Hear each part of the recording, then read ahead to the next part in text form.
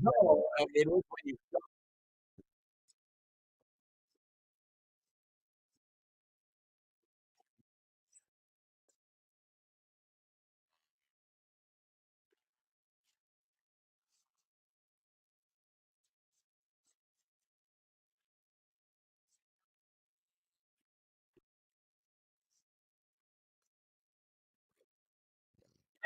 I my driveway is hella cracked, mega Yeah, so is cracked. mine. It's not great. So is mine. I think it's not the good. original driveway from the house that was when it was built, like probably almost 30 years ago now. Sad. We'll get there. We'll get there eventually. What are you guys up to today? How's it going? Josh, you running outside these days?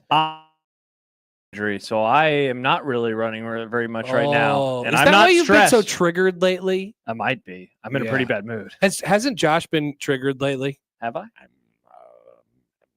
Okay. I don't know. Yeah. Maybe it's just me. I've been in a pretty bad mood. Yeah. That's frustrating. Yeah, it sucks. That's frustrating. Yeah. Remember when you said this thing wasn't moving? That was Happer. Nice. Yeah. I was dying.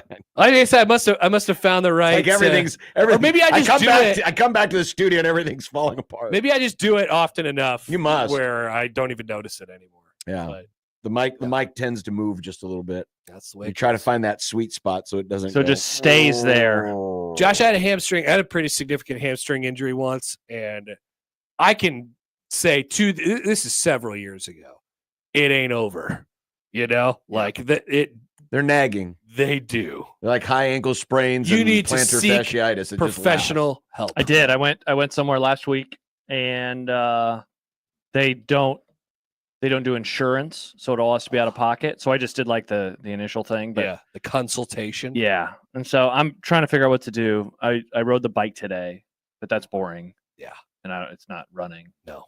And I Boston in 9 weeks. Wait, you I'm stressed. I'm very stressed. Yeah. I'm not in a good mood. Yeah, this is not You're, good. You think riding a bike is boring? Inside? Oh, inside. Yeah, well, that's fair. yeah, if it's inside. So getting treatment for a hamstring isn't covered by insurance. No, this place, it's like a physical therapy type place. Oh, they I just don't see. do it. Yeah. I see. It's just not in the network, or is it? They just don't. They don't do it. They don't. This place doesn't do it. Is there a different place?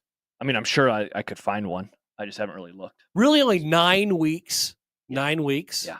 Holy smokes. Yeah. So it's this It is 9 combination of weeks. like, Yeah, you're right. I lost a week of training in January, and now I'm losing I'm not running anywhere near the mileage that I wish I was right now. Yeah. Yeah. So what you're saying is, if this doesn't resolve itself, you're going to get more triggered. Probably. Yeah. Oh God. You know what you're going to need? A montage. Of me training? 'Cause even Rocky had a montage. Oh yeah, Not a multiple bad montages. idea. Because it's. I mean, look at how Rocky got into shape for Drago. It took like 3.5 minutes. Yeah, That's true. Because it was all in a montage. I should and that just was do in that. We need to Siberia. find you a montage. You're Yes. gonna need Yeah. a montage. I should We just do need that. to get you a montage after you get your hamstring fixed. We're you can basically get in your hockey Siberia going. right now, so we could make you a 3-minute montage. That's true. That's true. Okay. All Wonder the what the Creighton bots temperature are in talking Siberia about is right Russia, now. so I mean, it's like Russia. Sounds good to me. Let's get the big ox cart, and Oh, yeah. Adrian and Paulie can sit in it. And You you got just Paulie. lift it. How am I going to watch the Rose Bowl game? I got to watch the Rose Bowl. And he falls into the Which, snow. by the way, you can tell that That obviously isn't true because, I mean, if you're from Philadelphia, do you give two craps about the Rose Bowl? Hey, people used to love college football, John. Not oh, anymore. that's right. They killed Because it off. keeps Because changing. it keeps That's changing true. every day. It is currently almost 3 a.m. in Siberia right now, and it's -6, by the way. So Well, yes, it's we basically are here. It's close. Wow. It's pretty close. We're Shout out to handshake memeing. Omaha. All right, so we're gonna get Josh a montage. It's First we actually- get his hamstring fixed, then we're gonna Thank get you, him John. a montage. It's getting colder in Siberia as the time goes on. By 7 a.m. their time, it'll be -10. It's always darkest before the dawn. Mm, It's always coldest before the dawn. that's Good true. point. Yeah, that's true. I think that's right. Fine point. It was cold this morning. Oh It yeah, was chilly. yeah. I'm worried about my house. Yeah, I heard you talking about this. Like, is Your it pipes? gonna freeze, and It's then if just- you just touch it, it'll crumble? It's like an irrational, like, yeah, because I always hear these stories about the people's pipes freezing and stuff like that, and Our apartment- I don't know what I would do if that happened. to Call me. a plumber. I mean, yeah, but it would be horrible. costs lots of dollars. Yeah, Yeah. many dollars. Yeah, every time one of those emails gets sent, it's like, do X, Y, and Z. And it's like, oh, man, I don't know any of those things. Except for, like, leave my heat on. I do leave my heat on. You're gonna have a house soon. Those- I know. I can't wait. Those apartment emails always pissed me off. It's like, leave your faucet dripping. It's like, okay, are you going to pay for my water bill? Yeah, we did not leave our faucet dripping today. We are going tonight to sign the lease, to pay. We had to do a money Wow. order. Wow. Yeah. That'll make you less triggered. Spend a bunch of money on a Yeah. house that you can't have for a month. That's true. Happer, yes. And get a money order. It is. Yeah. This is all coming up, Josh. You are triggered today. I made him think about how much he was triggered. Sorry, Josh. Yeah. How about college football? And then I keep seeing tweets that remind me the Eagles won the Super Bowl. So it's just like everything. Oh, I don't get those. You're following the wrong people. send those over. I follow Cowboys people who then quote Eagles people sometimes. Okay, Like, why do C.J. you follow Gardner these Johnson idiots? was. These people are masochists. See, no, they cover the Cowboys. It'd be like Sam McEwen quoting an Ohio State thing. You know, he does that. You know, Scott Docterman you know quoting what? a Nebraska I thing. wouldn't He follow does him that. anymore. You talk about the Big East all the time. Yeah, but I'm not Welcome to triggered the by, Big East. St. John's. Yeah, because you just want those damn units. Got to have the units. You love units. Just think about all the units the Cowboys are Oh, getting from the thank Eagles God. Super Bowl, and then NFC. Jerry's That's just right. pocketing the money. I ain't gonna spend it on nobody except myself. Those all go to the NFC East. That's right. The NFC East got all the units. Thank you very much. Welcome to the NFL, NFC East. Why is Stips posting a bunch of Eagles emojis? It's interesting. Damn it. What's Yeah. another thing that's going really Oh. well for you right yeah, now? what's not triggering, Josh? Oh, good question. I mean, actually well or triggering me? What if no, you- not. What is I'll not take triggering any. you? I'm It's enjoying Severance, and I've been rewatching Okay. Andor, and I'm enjoying the hell out of Oh, that. Severance, the show that doesn't come out again until Friday. Thursday, The Thursday Happer, night, 2 days from yes. now. I've had a fun basketball season doing games, and I have one more weekday game tomorrow to call. All right. And then I have another Saturday or Sunday game after that. Creighton has a Sunday night game in a few weeks. Ooh. Oh, Weird. They don't play a lot of Sunday night. No, games. I think it's at 7:30. The Like men what don't on play a lot of Sunday? night games. Cool. There Yeah. must be something. There must be a men's game at home during the day. Well, there is. Oh, is this there? Sunday? No, This no. Sunday, This yeah. is the first Sunday of March. Or no, yes, Monday Yeah, or Creighton- Sunday, March Creighton 2nd. men aren't home. Does Creighton play on Sunday, March 2nd, John? Nope, because they're in Cincy this next Saturday or two Yeah. Saturdays. from Yeah, now. I don't know. Yeah. 7:30. I mean, it's on Interesting. TV. It's on TV, so maybe it's because Television. It's on television. TV. Yeah. Classic. So I've enjoyed the basketball season. I love basketball. I've had a whole lot of fun. Mhm. And soon enough, I'll get to let my dog out when it's cold and just say, do whatever you want to do. Go run Does that Right, sound you better? guys ready to let the dogs out? Who? mildly. Who? Oh, now Who? it's so bassy now, Base boy. man. We have a meeting Buds tomorrow. boy. Buds I don't- boy I don't- John. Well, the problem with the buds is, It's a tiny cord. It's like basic, Jimmy Allen. and the cord is very short. One of my favorite things about seeing Jimmy when I host with him or just when I watch after Indeed, hours, it was. he has to be so close to the box because his headphone cord is like this long. It's the tiniest cord. Get one of the bouncy, stretchy cords. Yeah, exactly. Come on, Jimmy.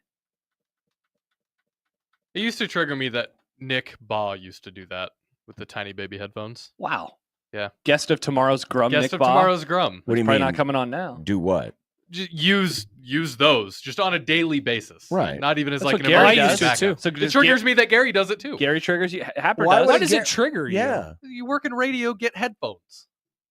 Interesting. Well, Why do you care what other unfortunately, people now the hear? headphones Everything sounds so different. It's the box. It's not your headphones. It's that box. I know. I mean, it could be that. You know how traumatic it was when I almost thought I lost these. My headphones sound like crap, Nick, and I use these headphones away from this box, and they sound perfect. It's that. So it's okay. It's okay. But the box is a Rolls. Oh, The it's box not is a Royce? It's a Rolls. Yeah, they forgot the Royce. Wait, didn't we have another box? Didn't they give us another box and No, put that that's on the- top of? That's the one they gave us. Oh, It's the new Okay. box. I thought they were just going to keep them stacked for some reason. Now they got rid of the other one. I miss the other one. Honestly, I wish we could bring it back. I wish we could have the old box again. Happer? I have no opinions on this. Okay. I'm abstaining from this conversation because I remember I was one of the people who was like, I don't really like the old box. Mm. And then, I guess you don't know what you got till it's gone. Yeah, that's true. Steve, who often likes to ask bad questions. Steve. Text in. No offense, Steve, who I've met in person, and he's a nice guy. But he says, why are you having to use a money order? Do you not have a checking account? Don't you think there is a reason why? Like, because they want us to use a money. Like, that's because the money they told order, us to. The money order is guaranteed. Correct. They don't have to wait for the why, check Steve, to clear. That's Yeah. right. Yeah, they're the landlord. Yeah. We have to do what the landlord says. What Yeah. happens when Thank you, landlord. you get all moved into the house? Thank you for your home and roof. You get into the house and Yeah. you go to your bedroom closet, and then in the corner of the bedroom closet, you see a tiny little sink. What? It just like appeared like a That like was the a joke.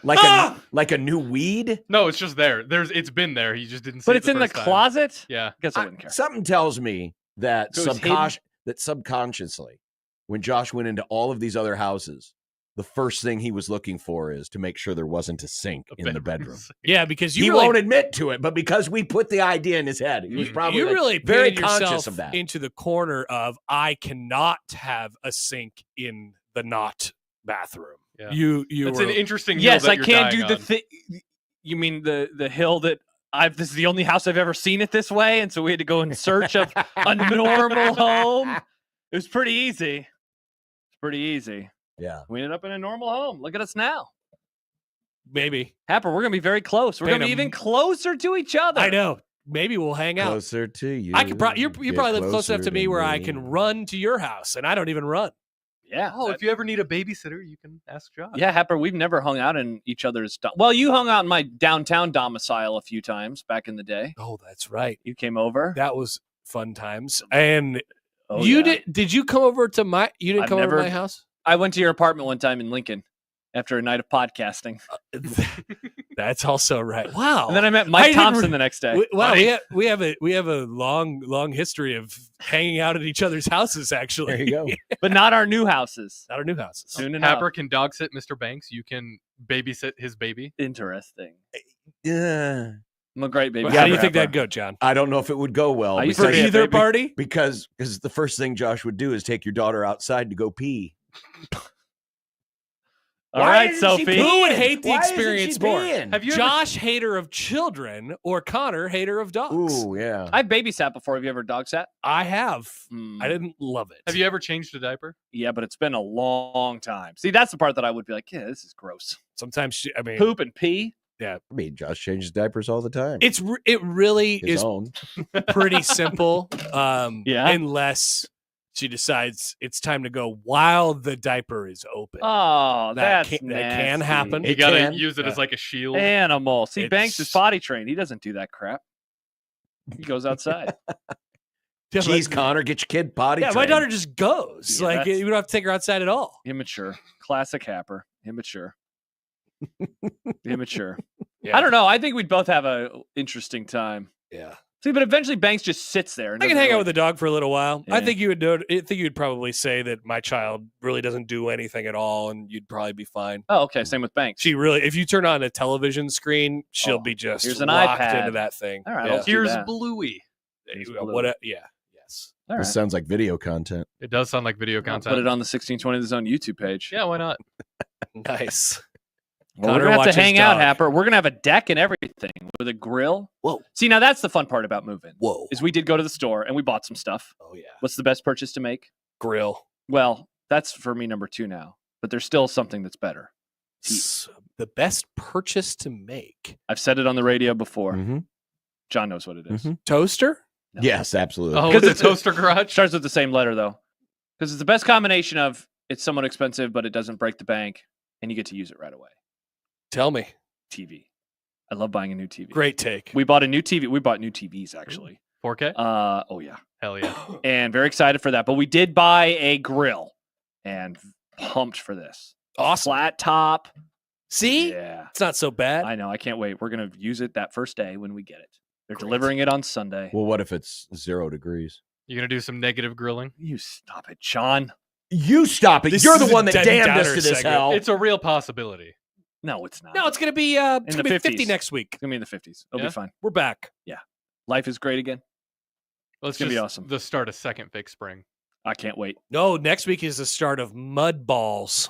Yeah, it's going to be nasty next week. Yeah. Probably for the best that we're not moving yet, because maybe then the grass will be dry by the time we move, so Banks isn't tracking mud in all the time. Oh, I don't think it won't be dry. Yeah, but hopefully not. The Nasty. mud season is extended. Next week is Yeah. going to be gross. Yeah. Yeah. But nice. Very gross. But nice. Yeah.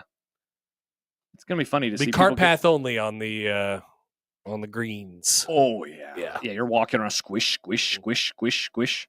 Why not Hoiberg asked, do you have to assemble the grill? So we went to Mrs. B's, and we were like, this is the one that Oh, we're you gonna- made her put it together. We're like, this is the one Wow. we're going to do. And so he scanned it. He goes, oh, there's a problem. This is the one that we have. This is the last one, the floor model.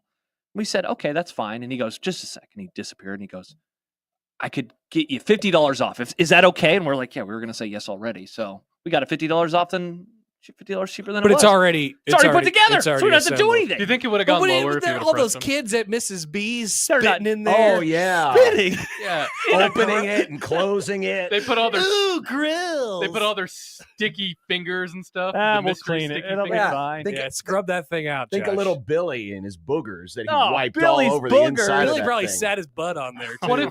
What if you got grill bugs? You don't want grill bugs. That's not a thing, Nick. It's been inside. You've never had a grill. Yes, I have. Not this one. This isn't my first home. I've never had a flat top before. This will be a new Oh, experience. you got a griddle? You got a like a? We whatever did they call not that? get. We got a Weber.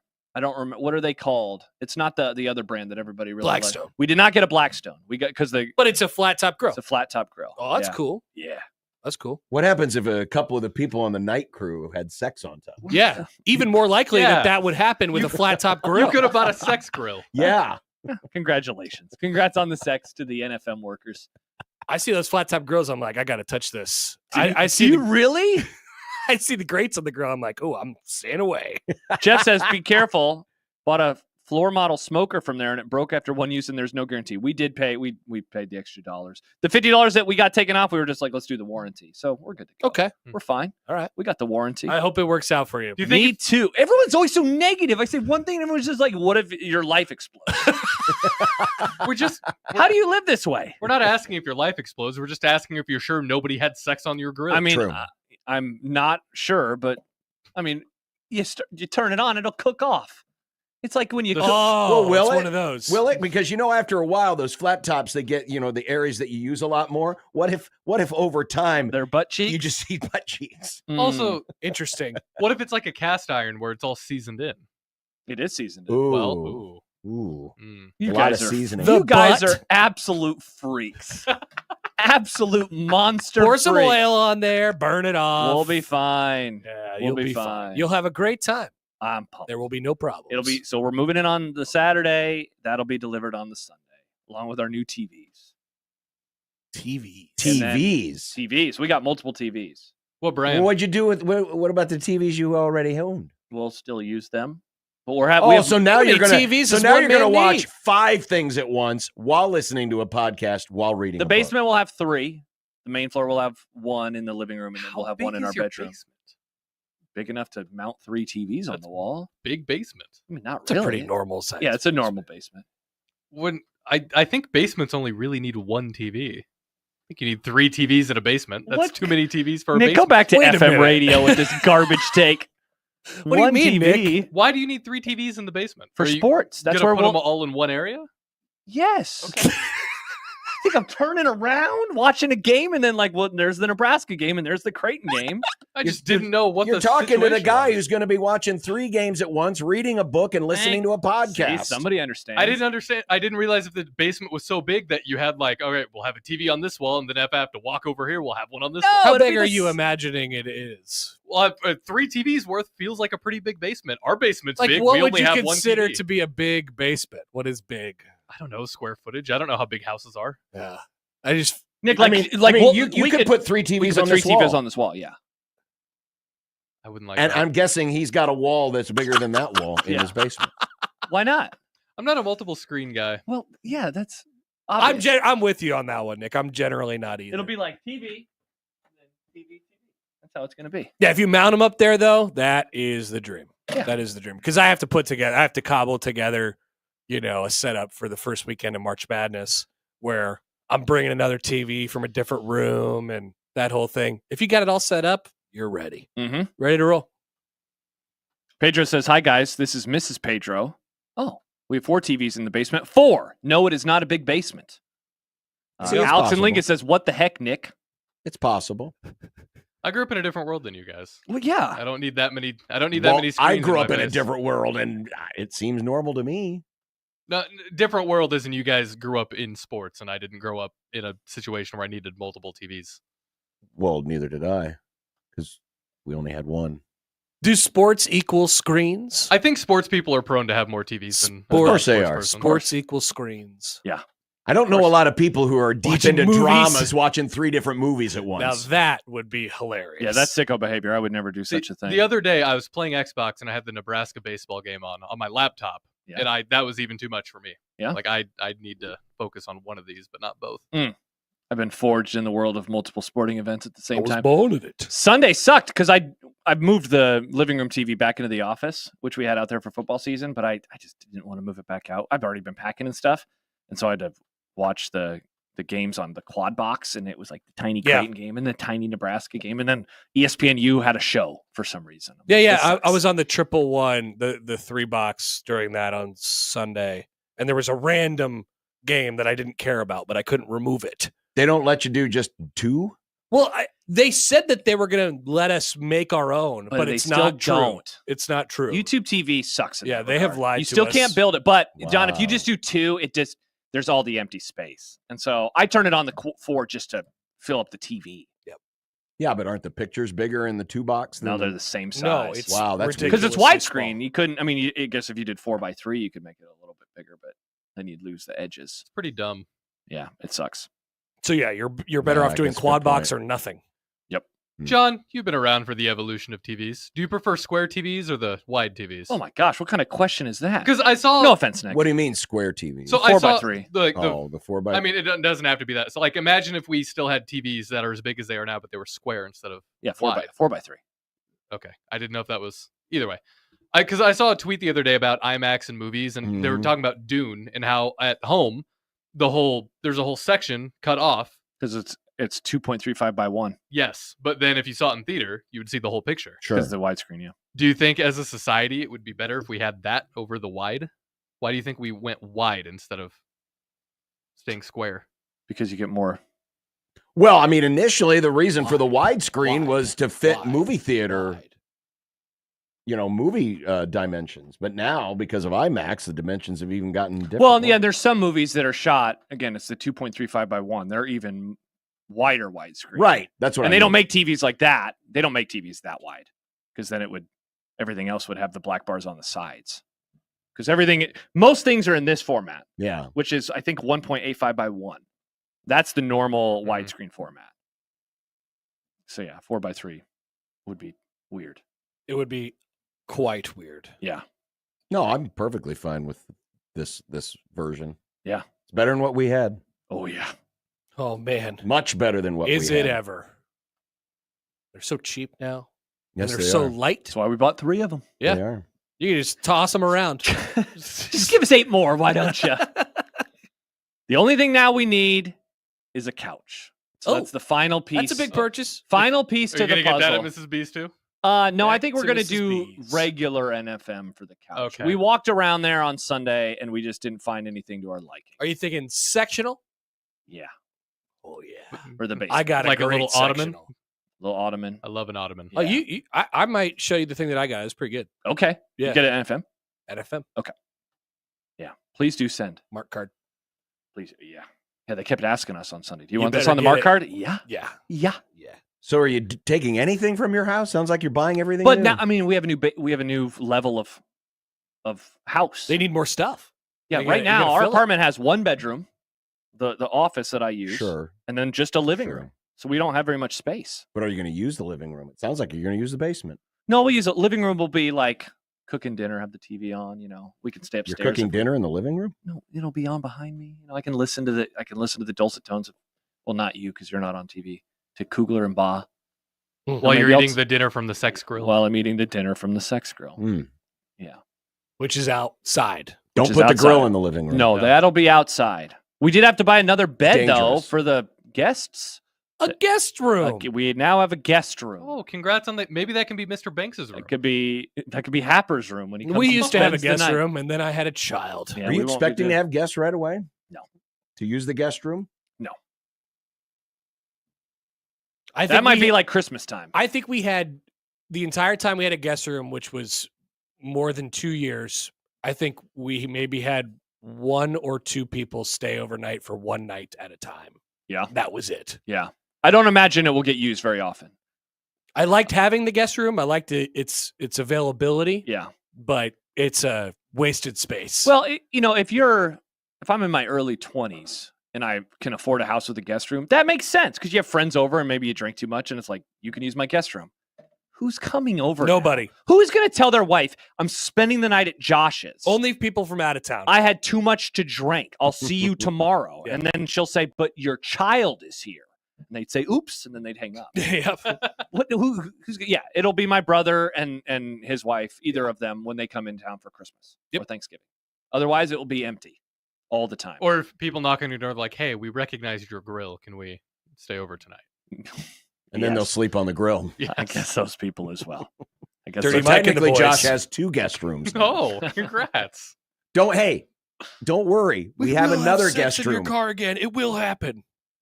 2 random people overnight at NFM had sex on this grill. That's true. You should get some mood lighting for the sex grill. Oh, that's a good idea. Spotlights. What in the world? How does your brain work this way? I don't know. Mood lighting Trauma? for the grill? Yeah, what about those lights that you could put on your porch? They kind of dangle them. We don't have the little roof. You porch could put roof. up like sticks, and I want those You really could Those bad. are good Tiki lights. torches. No tiki torch. My parents have those. Those are I good lights. I love those lights. Those are mood lights. I think that They are. I can't wait for summertime and just like go Ah, hang out on being the outside. deck. Yes, And I want so those good. lights. Yeah, Yeah. we don't have those. You we could have put those a lights. They're great lights. you could put a tent like from Severance in the backyard. Oh, those tents look That's nice. Sex tent. Or you can get a tent like in Parasite. in Or the like in backyard. Parasite. Yeah, good one. Nice reference. What you doing, John? Nothing. You got that look on your face like Nothing. you're doing something mischievous. No, I'm not doing anything mischievous at all. Swear to God. Mm. Trust him. Swear to God. No issues here Well, at all. got any more topics? A lot of people are commenting on the move. On the move. Pedro, hi guys. Josh, be careful if your house is too big. You might get a lot of ants. But he spelled it aunt. Like So that's true. That's what the guest room. lots of aunts Every time I coming see over. Pedro, I try to tell him how much I appreciate every single one of his texts starting with "Hi guys." Hi guys. I love Very them. funny. Hi, It's guys. the best thing. So Uh-huh. if your family comes over and your wife's family comes over, how do you decide who gets the guest room? They Oh. would never spend the night. What if I mean, they my had to? parents live like 5 minutes away. Right, but what if they had to spend the night? What if they're like, hey, we're snowed in? I guess we'd probably be like, we can take the couch. Well, you take the poll. Which of you couples are planning No. to have sex? If you are, I have please a use grill. the sex grill. It's got a cover. It does have a cover. That's right, protection. And if Mhm. it gets cold, you can always turn it on to low. That's true. Chris says the last 2 NFM deliveries were painful. Never seen delivery drivers hate their life so much. Oh wow! Really? I hope that ours like their life. What'd you do to them, Chris? Yeah, seriously. He's a Tigers fan. Maybe it was a big piece of furniture. You know, Yeah. And as of now, if we it was don't. really cold out and I was delivering a big piece of furniture, I would be very upset. That's an excellent point, and that's why we got to see, what the weather is, but also the couch. yeah. But see, the good part about the couch is it'll go into the basement, which is a walkout, and so we can just walk around Straight in. and then boom. You don't have to deal with stairs. You don't have to deal with any of that type of stuff. That's helpful. That'll be really nice. That'll be nice. Yeah, our couch it's got the sectional. It came with the ottoman thing, but it's big. It's almost like a table in a way. And then you open it up, and there's an inside of it. You can put stuff in there. Oh, blankets. Blankets, Love blankets. yeah, Put books in there, probably. books. Well, Sure. we have a bookcase, so I'll probably put the books in the bookcase. Well, the books that won't fit in the bookcase, like the what are those big books called? Like the conversation books or whatever. The book about coffee tables. Coffee table books. There you go. coffee table books. Another great Seinfeld reference. Excellent There reference. you go. A fantastic Seinfeld reference. Wow, we just got an email from a guy named Jim Jim. who says, Man named Jim. I can give you a free quote on multiple TV setups, and Jim sets them up himself. Oh, so he mounts them? Now we'd have to pay though. And I like not paying money. Well, you've already spent this much. You might as well keep going. How you gonna mount your TVs We're- for free? Well, we'll mount them ourselves. You gotta pay. For I've that. mounted a TV before. I know But what I'm doing. free with the cords and mounted the wires. a TV before, and the people at NFM had mounted the grill. We're talking about drilling, Josh. Are you prepared to drill? I drill better than anyone has ever drilled. Do you own a drill? My dad does. Mm. You don't You're even own screwed. your own drill? Pay Not Jim. yet. Why am Pay I the need- man. Nah, how much is Jim charging? $80. Now, Jim did email Josh Hodson. So, Jim, hit me up. Josh at 1620thezone.com, not Josh O at 1620thezone.com. This would be good video content. It Jim would be, Watching mounts actually. Josh Josh. operate a drill. I drilled and mounted a TV, 3 of them, at a home that I owned for 3 months, John. I mounted a TV for every month that I lived there. Okay. You know, drilling techniques have changed over the years. Have they in the Yes. last 7 years? Have they trained that much? Oh, absolutely. Oh, okay. If you're willing to, that's just a big project. You know, It is. You can't screw that one up. Yeah. You got to get it right. Oh, I'm going to do a great job. My brother-in-law will be there. He probably knows how to do stuff. 'Kay. I hope so. All right. Wow. If you feel good about it, I'm just saying. If you feel I can't good wait about to take a picture and say, first of all, middle finger to Nick. Look at this glorious wall and still all the extra space on the Yeah. wall. Look at it. these I had 3 the people TVs. when I got my last TV. I had the people come and mount it for me. Really? Yeah. How much did that cost? I think it was like $45. Okay, never mind. That is $45. That's Yeah. super cheap. That's like $1 an hour. Yeah, it was nothing. The guy was there for like Not 15 $1. minutes. 45. That we was- definitely that was need Napoleon video Dynamite. content now. It was very reasonable. $1 an hour. Very reasonable. Josh will come back over the weekend. Have you done with your mounting of TVs? Nope. Well, thank God Still- we'll have a guest. I'm making $45 an hour. I'm still here. We live here now. This is our home now. This could be better than tiny baby Matt putting together his bed. It could be. Oh yeah. You can have Matt put together your bed for you. in the Yeah, guest we'll be room. okay. I'm going to have to take apart our current bed and then put it together again when we move over Could you there. imagine what Matt's With your dad's apartment drill? looks like right now, considering Oh my all of the trash he leaves behind on a daily basis and all the things? Great point, man. Yeah. Well, maybe it's clean because he leaves all the trash here. It's possible. Yeah, he leaves his coffee cups here so he doesn't have to take them home and throw them away. Yeah. Hmm. He's always doing something. What's he up to? What's he doing in there? Star Fiend says, buy a stud finder and install it yourself and save $45. We have Yeah. a stud finder. When you pick yeah, up the but the stud problem- finder, do you point it at yourself and be And- like, found one? Of course I do. And then, of course, it doesn't go off. hey, it does. It goes beep, beep, beep, beep, beep, beep, beep. Does it really loud, John? Maybe instead of borrowing your dad's, you can go to Mrs. B's and get a sex drill. A sex drill? Yeah, to go with the sex grill. We do probably need a drill. It's not a bad idea. I mean, as a homeowner, you're going to want a drill. You're gonna want I to drill. know, we probably will. You're going to want like tools and things. I know, because all the things that are hanging up in my office Does this right mean now. you have to mow your lawn? You gonna get a Hammers. lib machine? We got a good lib we machine. we need a lawnmower. If any listeners are out there that has one that would I like to wonder sell if- to us, Get an ego, Josh. They're great. the last lawnmower that I had, Hmm. I got it from Tunnel Walk of Shame. Was it lib? No, well, it was 2016. It was a different era. Hmm. Yeah. Yeah. Libs lost that Remind year, me of Happer. this because I've got the old mower. Oh, It just yeah? hasn't been used. I'd have Would to it see. work? I'd have to see if it's still. It was Yeah. working fine when I stopped using it. Why'd you stop Those using it? things never Because I got stop. the new mower Okay, yeah. If you 2 do, springs ago. I would love that. That'd be awesome. I think Uh, I'll have the same Remind mower. me because I need to go forever. out and make sure it's You still should get a starting. diesel and- mower. I just want to mow the lawn. She says she wants to mow, Cool. and I say awesome. Wow, giving up the ability to go out and Don't care. gas mow Don't care. See, what? just so you can sit inside, watch 3 TVs, listen to a podcast, and read a book. And listen to her mow. You know what you Doing a can great do while you job. mow? Listen you to a can listen to a podcast. podcast. I know. I love. if you get That's a what I live do when I machine, run. you can listen to a podcast, and it's even easier to hear. Yeah, you don't have to have it as We loud. are so close to the days where I will go home, immediately grab the gas mower, and be listening to you guys. Wow. And then invariably texting in throughout the. Ah, throughout We can the show. only hope. Gas mow opening day. We can only hope. It's fast approaching. It is. gas mower. Yeah, I triggered some people yesterday when I did the kind of the bit that you do where it's like, isn't it weird that it can get this cold and then be this warm? in June? Yeah, I saw that. And some I saw that. It's like, yeah, finally you understand weather. Like, that's not the point. All right. Why don't you see the world with a little bit of wonder? yeah, that okay? idiot has been muted because I had to click the show muted tweets or whatever, and I was like, man, I made a really good decision muting you a long time ago. Mm. So keep yelling into the void, moron. Not going It to see is. your crap. Josh, I am, as a co-author of that Look at take, this. it is amazing to It's think so about. cold. It is amazing to College think about. baseball just started. It is freezing. Yeah. And when the season ends, we'll be like sweating everywhere. Yeah. Like that's so It's wild. the same. It's the same land that we live on right now. Yeah. It is. Covered in snow and ice. And then it'll be lush and green in just a few short months. Leaves, the grass. It's going to be a It's gonna great be time. awesome. Right now it sucks though. America. America. It'll probably heal hamstrings. Would be my guess. And we've gone full circle in the crossover. We have. It's all back around to We the made it. beginning. Yeah. All right. Well, there you go. There's your crossover powered by Everlevel Concrete Repair in Omaha. Everlevelconcrete.com. They will not remove snow from your driveway. Sad. They will repair your Now driveway, that's full circle. Good. but they will not remove your snow. That's not part of concrete repair. Sad. Just needed to clarify that. Yes. Thank you, Everlevel.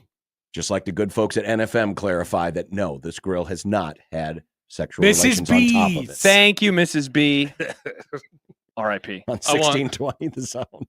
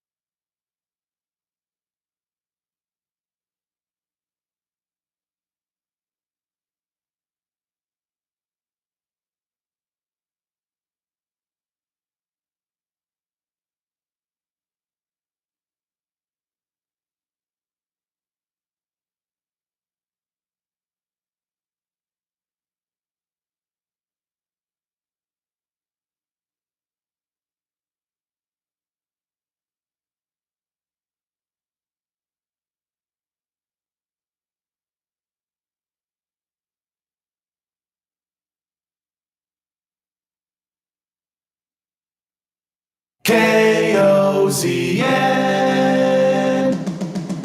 Unsportsmanlike conduct on 1620 The Zone. Husker athletics, Creighton, and yes, UNO. Don't miss a moment, they'll give you your fix. They're on every day from 2 until 6. Spend your afternoons with John, Josh, and Nick.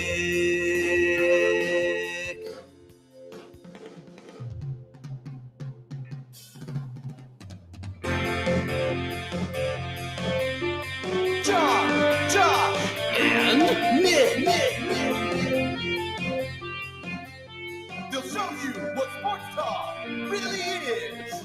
Joel tweets in, NFM salesman slaps grill. There's enough square footage for 24 burgers or missionary.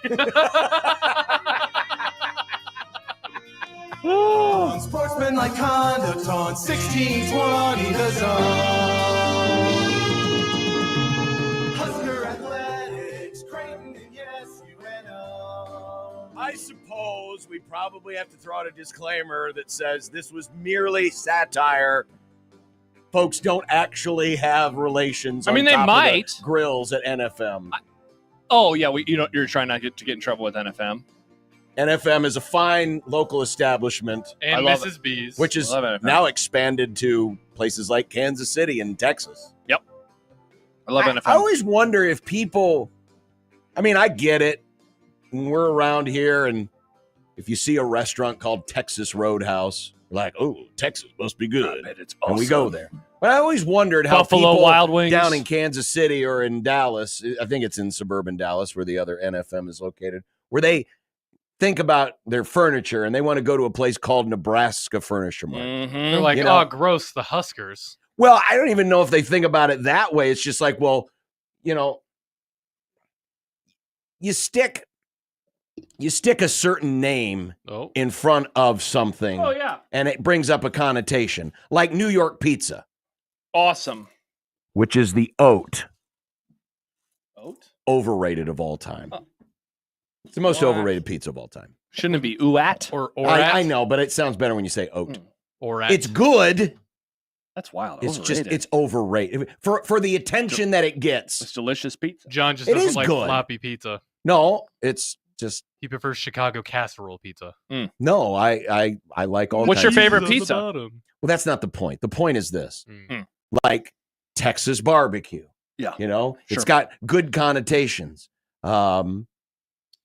What's another good one? Philly cheesesteak. I mean, think about this for a minute. How many damn beef cattle do you see roaming around Philadelphia? None. Zero. None. We got the beef. Yep. Right? Yeah. But because it's Philly cheesesteak, it's a Philly cheesesteak. Right? Yeah.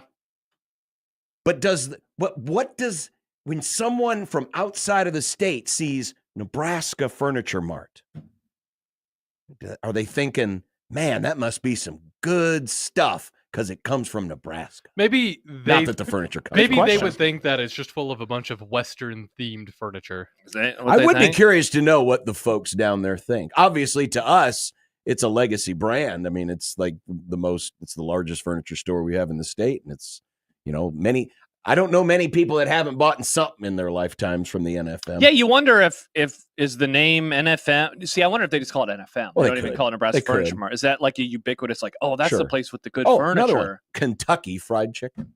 That's true. Yep. Right? Yep. I've always been curious what people outside of Nebraska think if you stick Nebraska in front of something and it's supposed to be like a selling point. Yeah. Charles, Obviously, it's called Nebraska Furniture Mart because it was founded in Nebraska. Charles points out that you're from Lincoln. You love Valentino's pizza. Yeah, but it's not called Lincoln Valentino's Pizza. Yeah, thank God. Because then it would be a bad connotation. for Again, Lincoln. I'm not saying that Lincoln New York pizza. pizza is bad. It's just for the attention it gets, I think it's overrated. So what's the best? What's the best pizza? What's better than New York style? What's better than New York style? Yeah. I do like New York style is- like Chicago style pizza, but I also like pan crust. You like Pan crust Detroit is good. style? Detroit style is good. I've never had St. Louis style. Isn't that the cracker? Yes. Yeah, I don't want that. That reminds me of making food in my oven Yeah. as a college kid. No thanks. I Yeah. don't want that crap. I like the thin crust. Do you? Yeah. Yeah, not for me. But need some because it's hearty from New crust. York, everyone just assumes, oh, this has to be the best. No, it's not. I like it because it's a big hearty slice and you can fold it.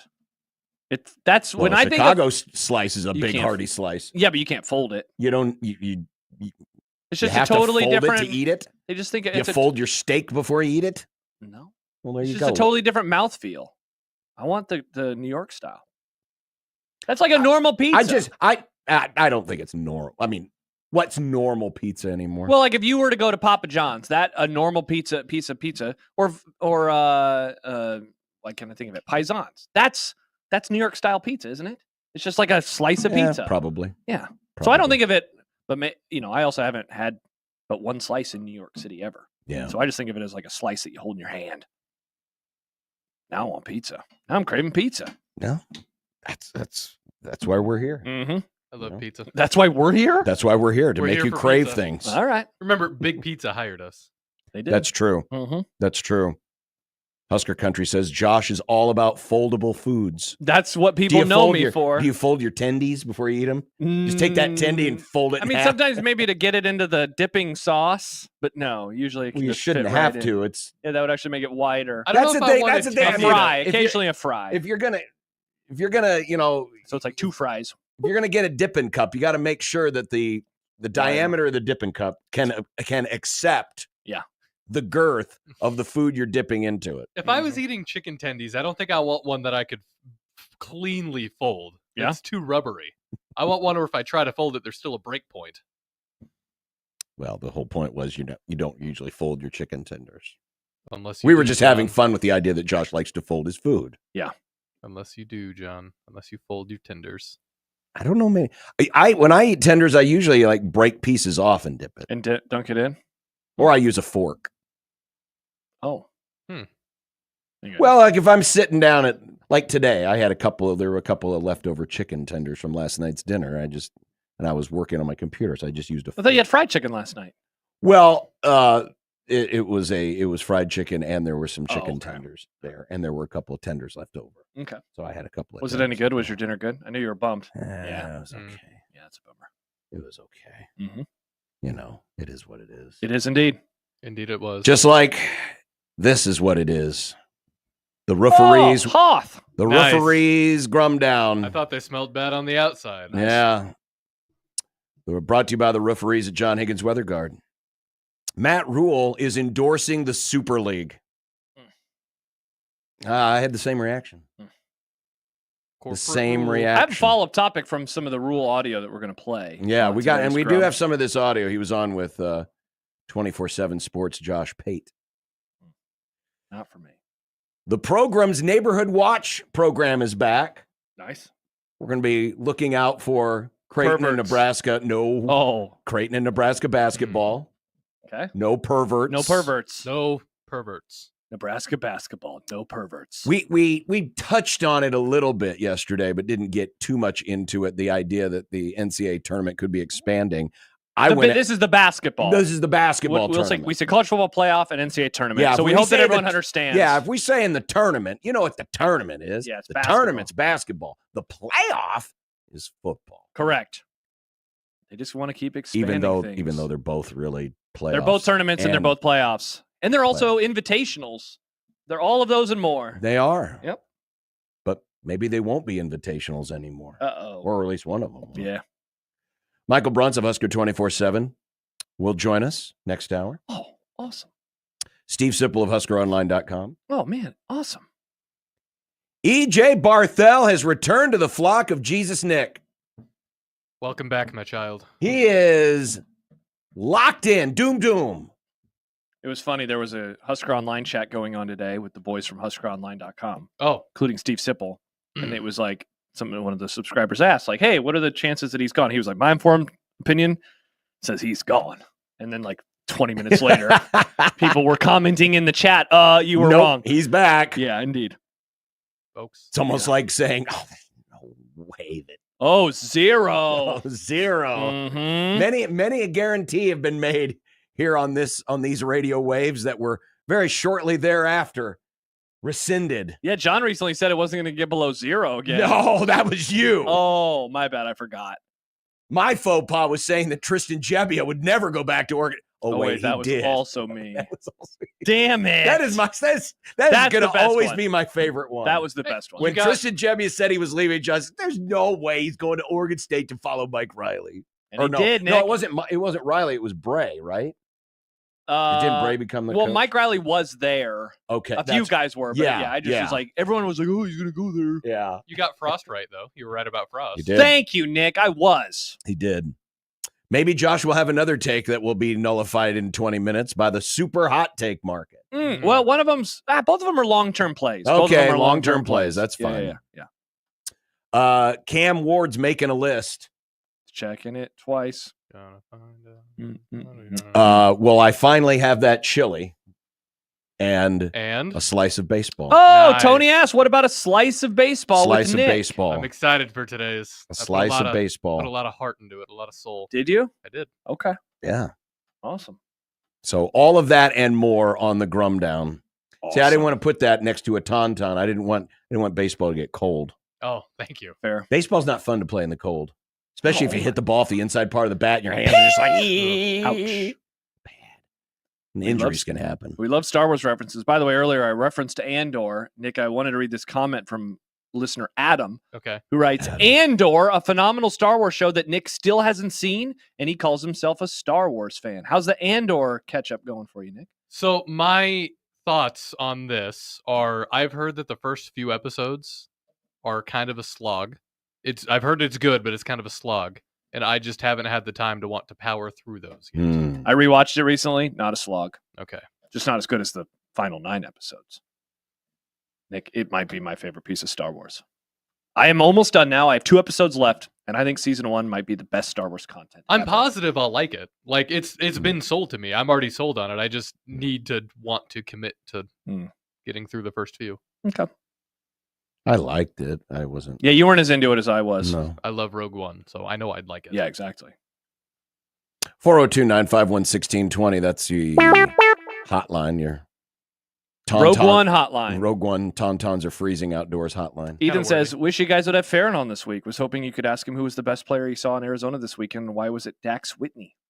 Sadly, no Farron yet. Farron is an April guest.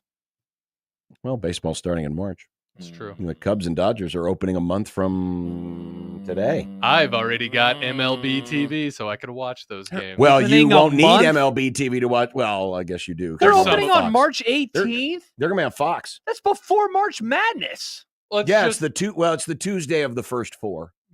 Holy crap. it's- Well, that's what it was last year. yeah, when they were in Korea. It but was not in the Japan this time. Thursday of the opening day, or was it Thursday or Wednesday of the opening day of the week of the tournament? It was one of those days because we were in Pittsburgh, and I remember watching the Dodgers and the Padres. Wow. When I got up in the morning. I'm excited too because the Dodgers are going to be playing the Giants. Even though that could be a slog Yomiuri like Giants. the first 3 episodes of Rogue It One. could be. It could be. Very interesting. You can hit us up on our JTech Construction Zone Twitter feed Always. at USC 1620, or you can email the Grum, John at 1620thezone.com, Josh at 1620thezone.com. Equitable Bank inbox at Equitable. We take banking personally. We definitely don't like Nick's SNL draft, and we answer the phone on the first ring. Wow. I think, Nick has been made fun of for many of his opinions over the years, Mhm. including the most recent one about 3 TVs. But Mhm. wow, I don't know if I've ever seen you get destroyed as much as you have for your SNL takes. Watching that back, the only thing you guys really had a problem with in the moment was Pete Davidson, but you didn't have a problem in the moment with all my other picks. Well, I'm talking about the listeners. Oh yeah, no, the listeners are They destroyed you. dumb. No. Well, one in particular. Oh, Doug? Doug won't man. let it go. Doug just is still Old man- responding. Old man I Doug know. has just sunk his And now teeth I've in. triggered him so much that he's ranking me below Happer. I think out of spite. Doug, SNL history. You said SNL is history, but that doesn't stop in the 90s when you decide it stops. It's all part of I mean, SNL. it's not Nick's fault that he had a bad draft. It's not Giancarlo's fault. That's what Not Nick Grimm's fault. It's not Nick Grimm's fault. Thank you. Yeah. I'll be the Giancarlo of the Grum. Perfect. Well, isn't he hurt right now? Yeah, Yeah, both No. elbows. both of his elbows. Well, I'm injured right now too, Sean Carlos, so I know the feeling. Handshake me. Giancarlo won't be on the grill anytime soon. I did finally get a chance today to try out my new battery charging brick. which was pretty cool. What's that? So they have these things now. Mine's called a wolf pack. Is this for cars? Yes. Okay, I've seen. What is So, this? This is a way to jumpstart your car just a without booster. using Oh, another you were the one who car. tweeted this. It's That's just why a booster pack. Yeah, it's a booster pack. Oh, so you don't need a jump start with a person. Yeah, you you just could have your just- all battery. you do is you Yeah. take it's a brick. You know, it's like it's about the size of a normal like a building brick. It's not as thick or as heavy. Yeah. It's just a big battery. Okay. You plug in the cables. You plug it into the battery of the car that needs jump starting. You turn the sucker on. Car Now, starts. right up. do your cars often run out of battery? No. Oh, okay. But when it gets cold like this, the battery does drain on. Well, a lot yeah, of mine cars. did go. Because we have you know well as if you park outside. Yep. Yeah, I know that feeling. Heck, even if Me you park too. sometimes in the garage because the garage doesn't. It's not like it's necessarily warm. Yeah, I'll be my this life was in one- 2.5 weeks. This was one of those things where one of our vehicles a year or so ago Was it your old conked car? out. No, it wasn't mine. It was my wife's. Oh, wow. And the dude came over because we had the AAA or whatever. And he pulled this thing out and he hooked it up. I was like, what is that thing?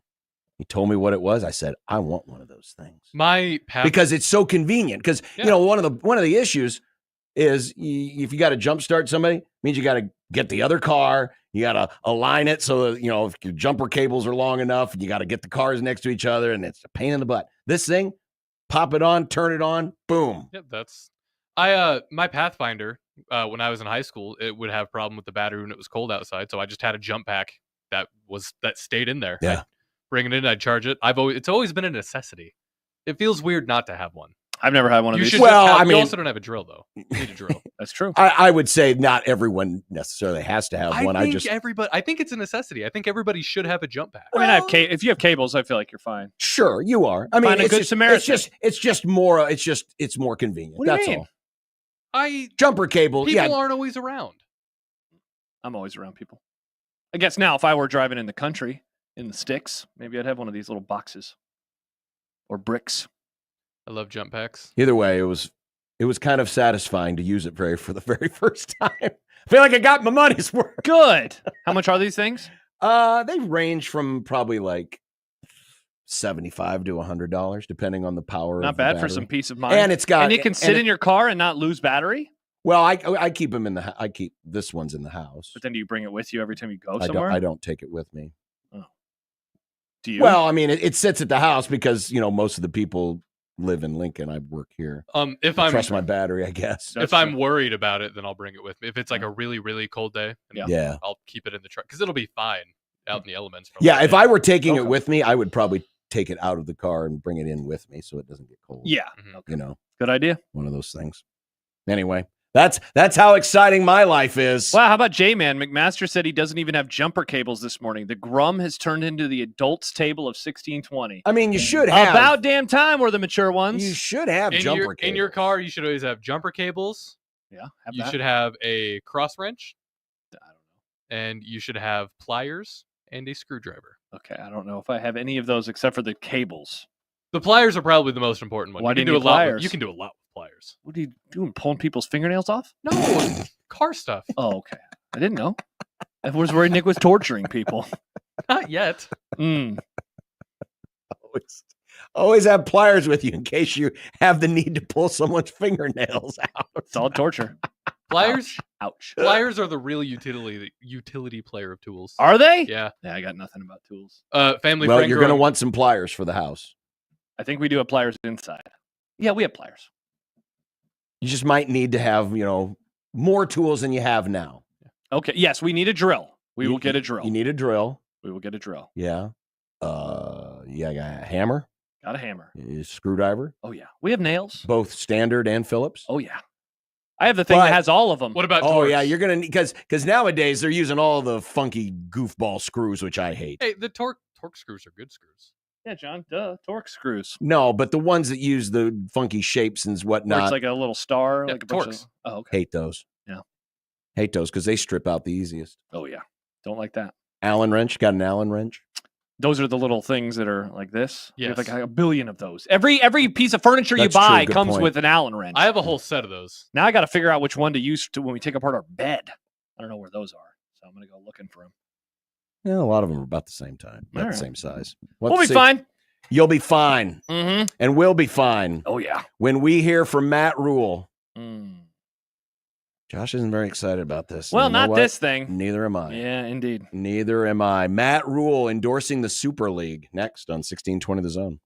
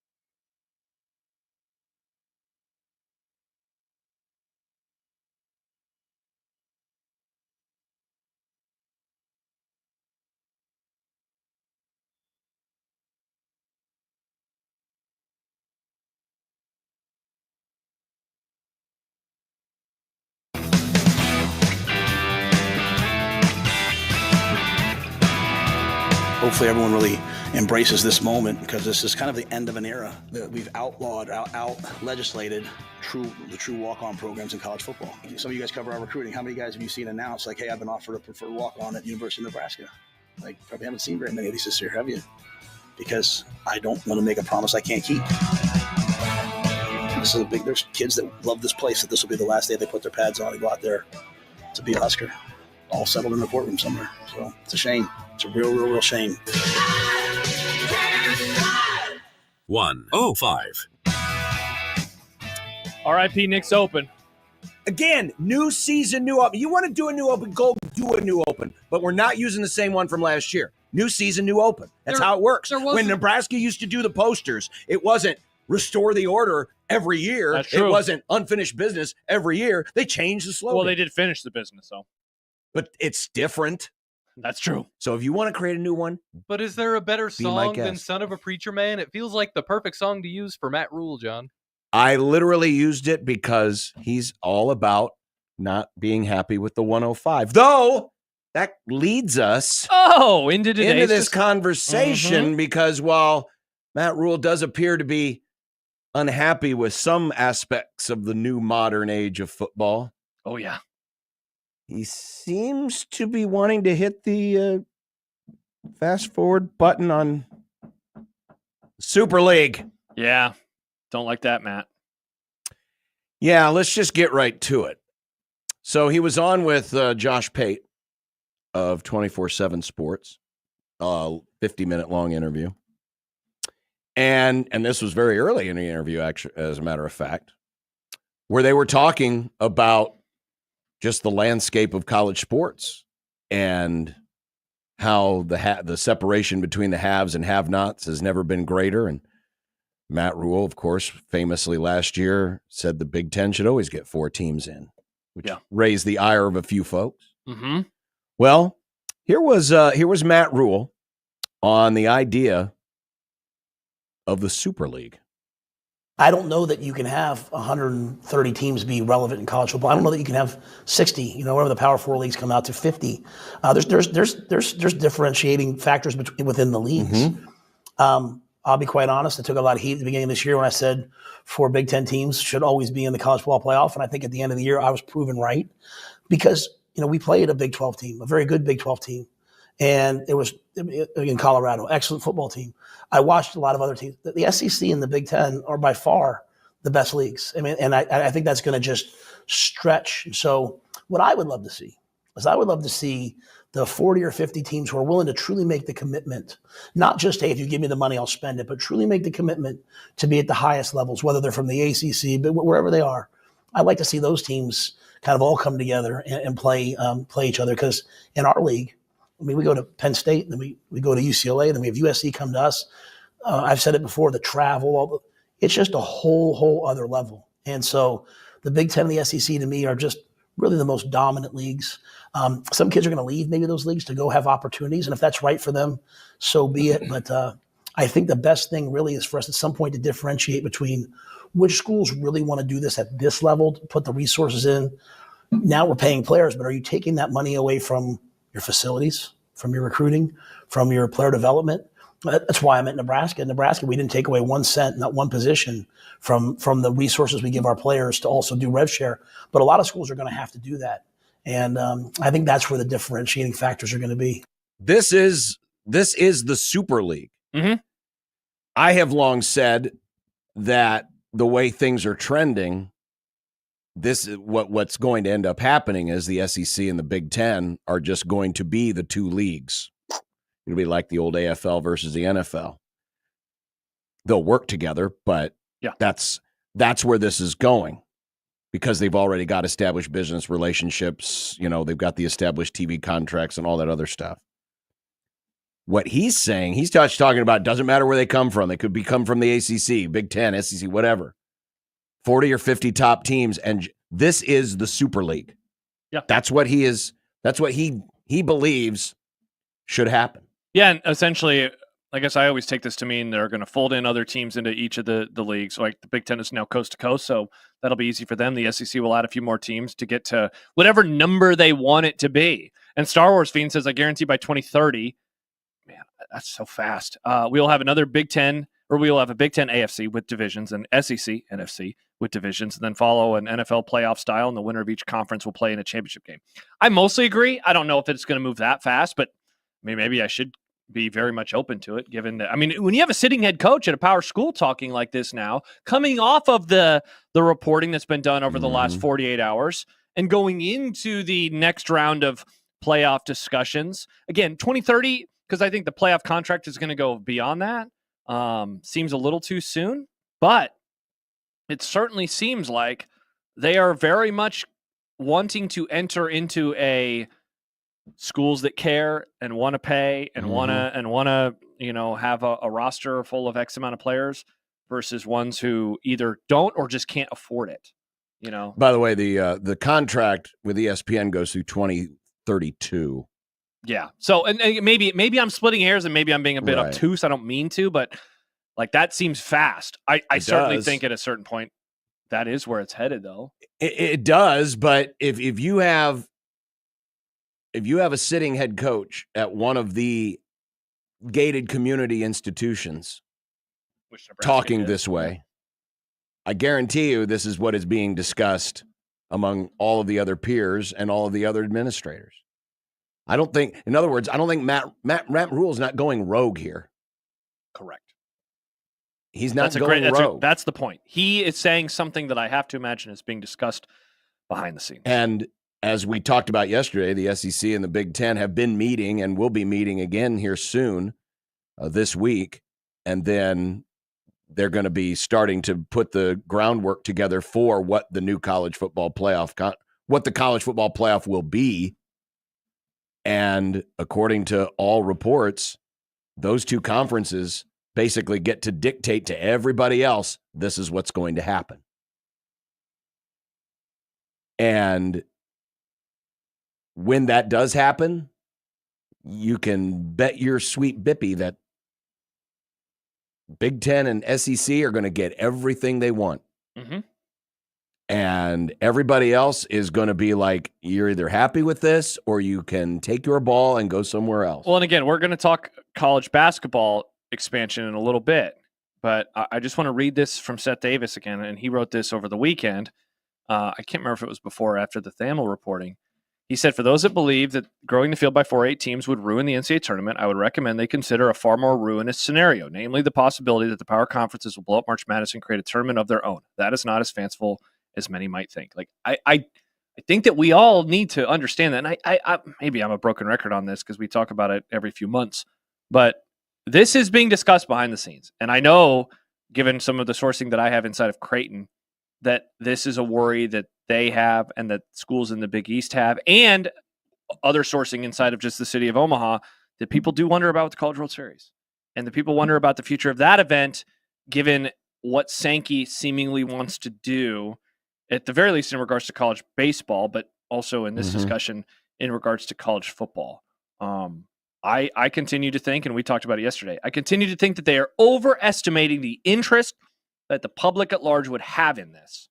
But they're viewing it as a nice payday for themselves, and sure, consequences 10, 20 years down the road be damned. So it's interesting that he's saying this stuff. Yeah, it is interesting that he's saying this stuff, and I'm not going to sugarcoat anything here. It's very disappointing. Sure. It's very disappointing. This is antithetical to what I believe is good for college sports and for college football. I get the logic. I understand the logic because Rule talks about the resources, and it's not just about revenue share, but it's about revenue share and still being able to do the other things. Rule bragged about this in his Lincoln press conference, how, hey, we're able to budget rev share and still do all the other things that we've been doing. Not every other school can do that. And I think that combined with what he said here in this Josh Pate interview, that's the mindset right now amongst the biggest schools, is those who can do the revenue share and still build the big facilities and still, have the gargantuan coaching staffs and still have, all the bloated, support staff and all the other accoutrements that the athletes get, those schools are over here. And then you've got another class of schools that will, have money, but have a harder time keeping up. And then you've got another class of schools who are like, this is not going to be tenable for them. And what he's endorsing here is, hey, those inside the gated community are going to go off and do their own thing. One of the things that I wonder, and in the middle of that clip, he references the thing that it didn't get him in hot water, but that Paul Feinbaum lost his mind over with in the summer, with the playoff and the Big Ten should get 4 teams. And maybe I'm applying too much of my own thought here, but I wonder if Rule got really annoyed by that. And he also likes the idea of a format of college football where it is all objective rather than subjective. And he also coached in the NFL format. He coached in the NFL. And so, if I'm a coach, I think that I would rather have objective measures to reach versus politicking and having to politic, for your spot. No, let's be top 4. If we're number 4, we're in. Right. If we're number 5, we're out. That's what one of the good parts about the NFL is. You know what's in front of you, and you can't complain about it if you don't get in the top 7 in either of the conferences. Mm-hmm. Sorry, you were 8th, and that's how it works. So there's a part of me that wonders if the blowback that he got, maybe if that frustrated him, and he does like the idea of. Well, the funny thing, the blowback was from Feinbaum and some folks in the SEC because they were looking at it as a Big Ten versus SEC argument. Mm-hmm. Now, when you put all of these pieces together, this is Rule basically saying, hey, Big Ten and SEC are here. They should always get this many teams. Yeah. He just said it was just he was just talking Big Ten. He was at Big Ten Media Days. Sure. But what he's talking about are what these conferences are now trying to do. Sure. They're trying to guarantee those 4 spots, though, as we pointed out yesterday, and I still have the graphic of, and this was put out by Ross Dellinger. If the playoff, when it started as a 4-teamer, was a 16-team playoff, the Big Ten would have averaged, based on how things finished, over 5 teams per year. The SEC would have averaged 5 teams per year. The Big 12 and the ACC would have averaged basically 2 teams per year. And this is under the subjective system where the committee decides. But now they're wanting to codify this into law to say, forget about subjectivity. We're going to make it objective so that our top 4 teams automatically get in. Thus, it becomes an invitational. And I wonder if one of the sales points, and we didn't talk about this yesterday with that graphic, is the average G5 teams per year in a 16-team format is 0.36.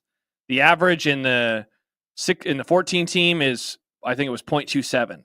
So one of the things that they can sell us on, and they probably would, is, but look, we're actually offering an opportunity that wasn't always there for the G5. Look at the Big 12 this year. They were actually averaging 1.8 teams. We're guaranteeing them 2 teams. And I imagine that's going to be the spin. No, look, we're actually guaranteeing spots for these teams in these leagues that actually weren't getting a chance to go there very often. And yeah, we'll get a bigger piece of the pie, but we were already doing that, so it's not that big of a deal. That's what they're going to try to say. There was another quote here, and they got onto the subject of, and you could tell Rule was wanting to talk about this. Just judging by how he answered some of these questions, but talking about Big Ten superiority and why he picked Nebraska in the first place. It was for this very reason. With the modern rev share, a lot of teams are going to be able to kind of, in non-revenue generating leagues at the level like the Big Ten and SEC are from the TV money and from a place like us that sells out every week, a lot of those teams are going to be able to use donors, use NIL to get to, that $14, $15 million mark. But as that money jumps up every year and the TV money jumps up in certain leagues and not in other ones, it's going to be really hard to compete at those levels. And make no mistake, the people that are crucifying you or crucifying me are doing so in love and passion of their team. They're very passionate. But about their team, right, and about their league. When I was at Temple, I would have stood on the table, hey, the American Athletic Conference champion should get into the college football playoff. Now that I'm facing Ohio State, now I'm facing Michigan State week after week, it doesn't mean that those other teams can't make great runs. It just means that their team's not as beat up and did not have to run the gauntlet to get to the playoff. They're not playing the same teams that we played. So, people beat up Indiana. Week in and week out, Indiana played really tough physical teams. And they say, well, they don't have but I know that the Big Ten teams are better than the teams that guys from other leagues faced. And so, to me, it's the physicality that you have to go through throughout the year that before you get into playoff. It's different than basketball. And so that's, to me, why the leagues matter. This is going to just go like this, in my opinion. And I think there's some teams from some other leagues that really want to be a part of it, and maybe they'll find a way in. That's why when I came to Nebraska, it was because I saw this coming and was convinced that Nebraska in the Big Ten, in the middle of the country, with our financial situation, would be able to survive in this new world. And I looked at other jobs and said, they might look like a good job, but it won't be by 20 whatever. You know what's interesting is listening to him, and I have certainly been critical of former Husker coaches when I thought they were just idiots and I thought that Frost a lot of the time was just like, man, I just cannot disagree with you more for reasons where I didn't think he was thinking things out. Rule thinks all of this stuff through. And I disagree with him, not because he's an idiot, but just because I'm like, man, I can't believe that you feel this way. But he hit on it at the beginning of that answer. When I was at Temple, I would have been banging the drum. And so it is so parochial. It is about where you are at. If he was in an SEC school, he'd be saying the same thing. If he was in an ACC school, he'd be saying, no, we need X, Y, and Z. But you see, this is what bothers me. And I'm sorry, Matt Rule is now guilty too. While, yes, all of that makes sense, it's the idea of, well, I no longer feel the same way I did when I was living outside the gated community as now I do inside the gated community. He remembers where he was from, but he doesn't care anymore. Exactly. You know? And this is the biggest problem that we're having right now in college athletics. And there was a quote from a Heather Dinich story today on this subject on ESPN.com. This was from a Big 12 source. It's so unfortunate that we believe we have to continue to look out for our self-interests. Here's the money quote. Who is looking out for the greater good of college athletics and college football in particular? If the discussions between the Big Ten and the SEC can bring ideas to the table that are going to look out for the greater good, then that's great. And they should be discussed and brought forward. But is that what's really happening? No. The answer is no. Of course it's not. They are only looking out for themselves. They're not looking out for the greater good. And you might say, well, but the facts are, and then look at all this money they're making versus all the other teams. And I get that. I can't refute those numbers. But the reason why the NFL works is because the Dallas Cowboys of the world are looking out for the Jacksonville Jaguars of the world. Because there's interest in everything else. Now, I realize, there's only 32 teams in the NFL. What Rule's talking about is 40 to 50 teams. Yeah. But the overall health of the industry, because if you want to avoid being NFL light,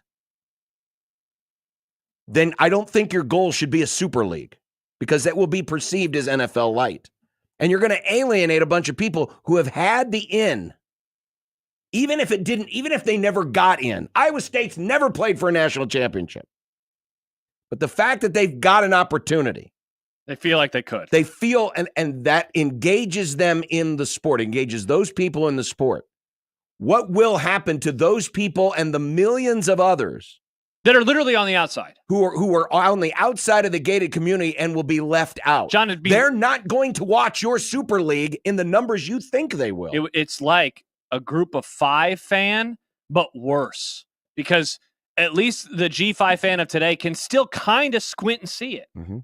If you're not on the in club, if you're not there, if you're not even in the building, you're just out knocking on the door, hoping to get in, and you're never going to. Again, it's the problem right now is that the people that are involved in the decision making are literally looking out for themselves.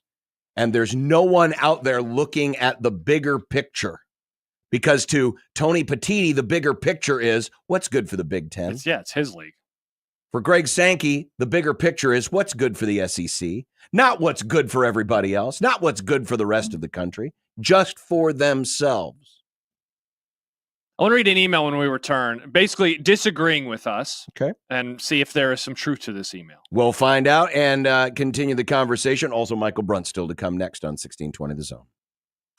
But friends, you can be a good guy today by doing one very selfless act, and that is check that box, that donor registration box, next time you renew your driving, hunters, or fishing license. That box is for organ and tissue donation. Did you know that one healthy donor can save up to 8 lives by organ donation or impact countless others, dozens of others, through tissue donation, such as corneas, such as tendons, such as skin grafts, bone grafts?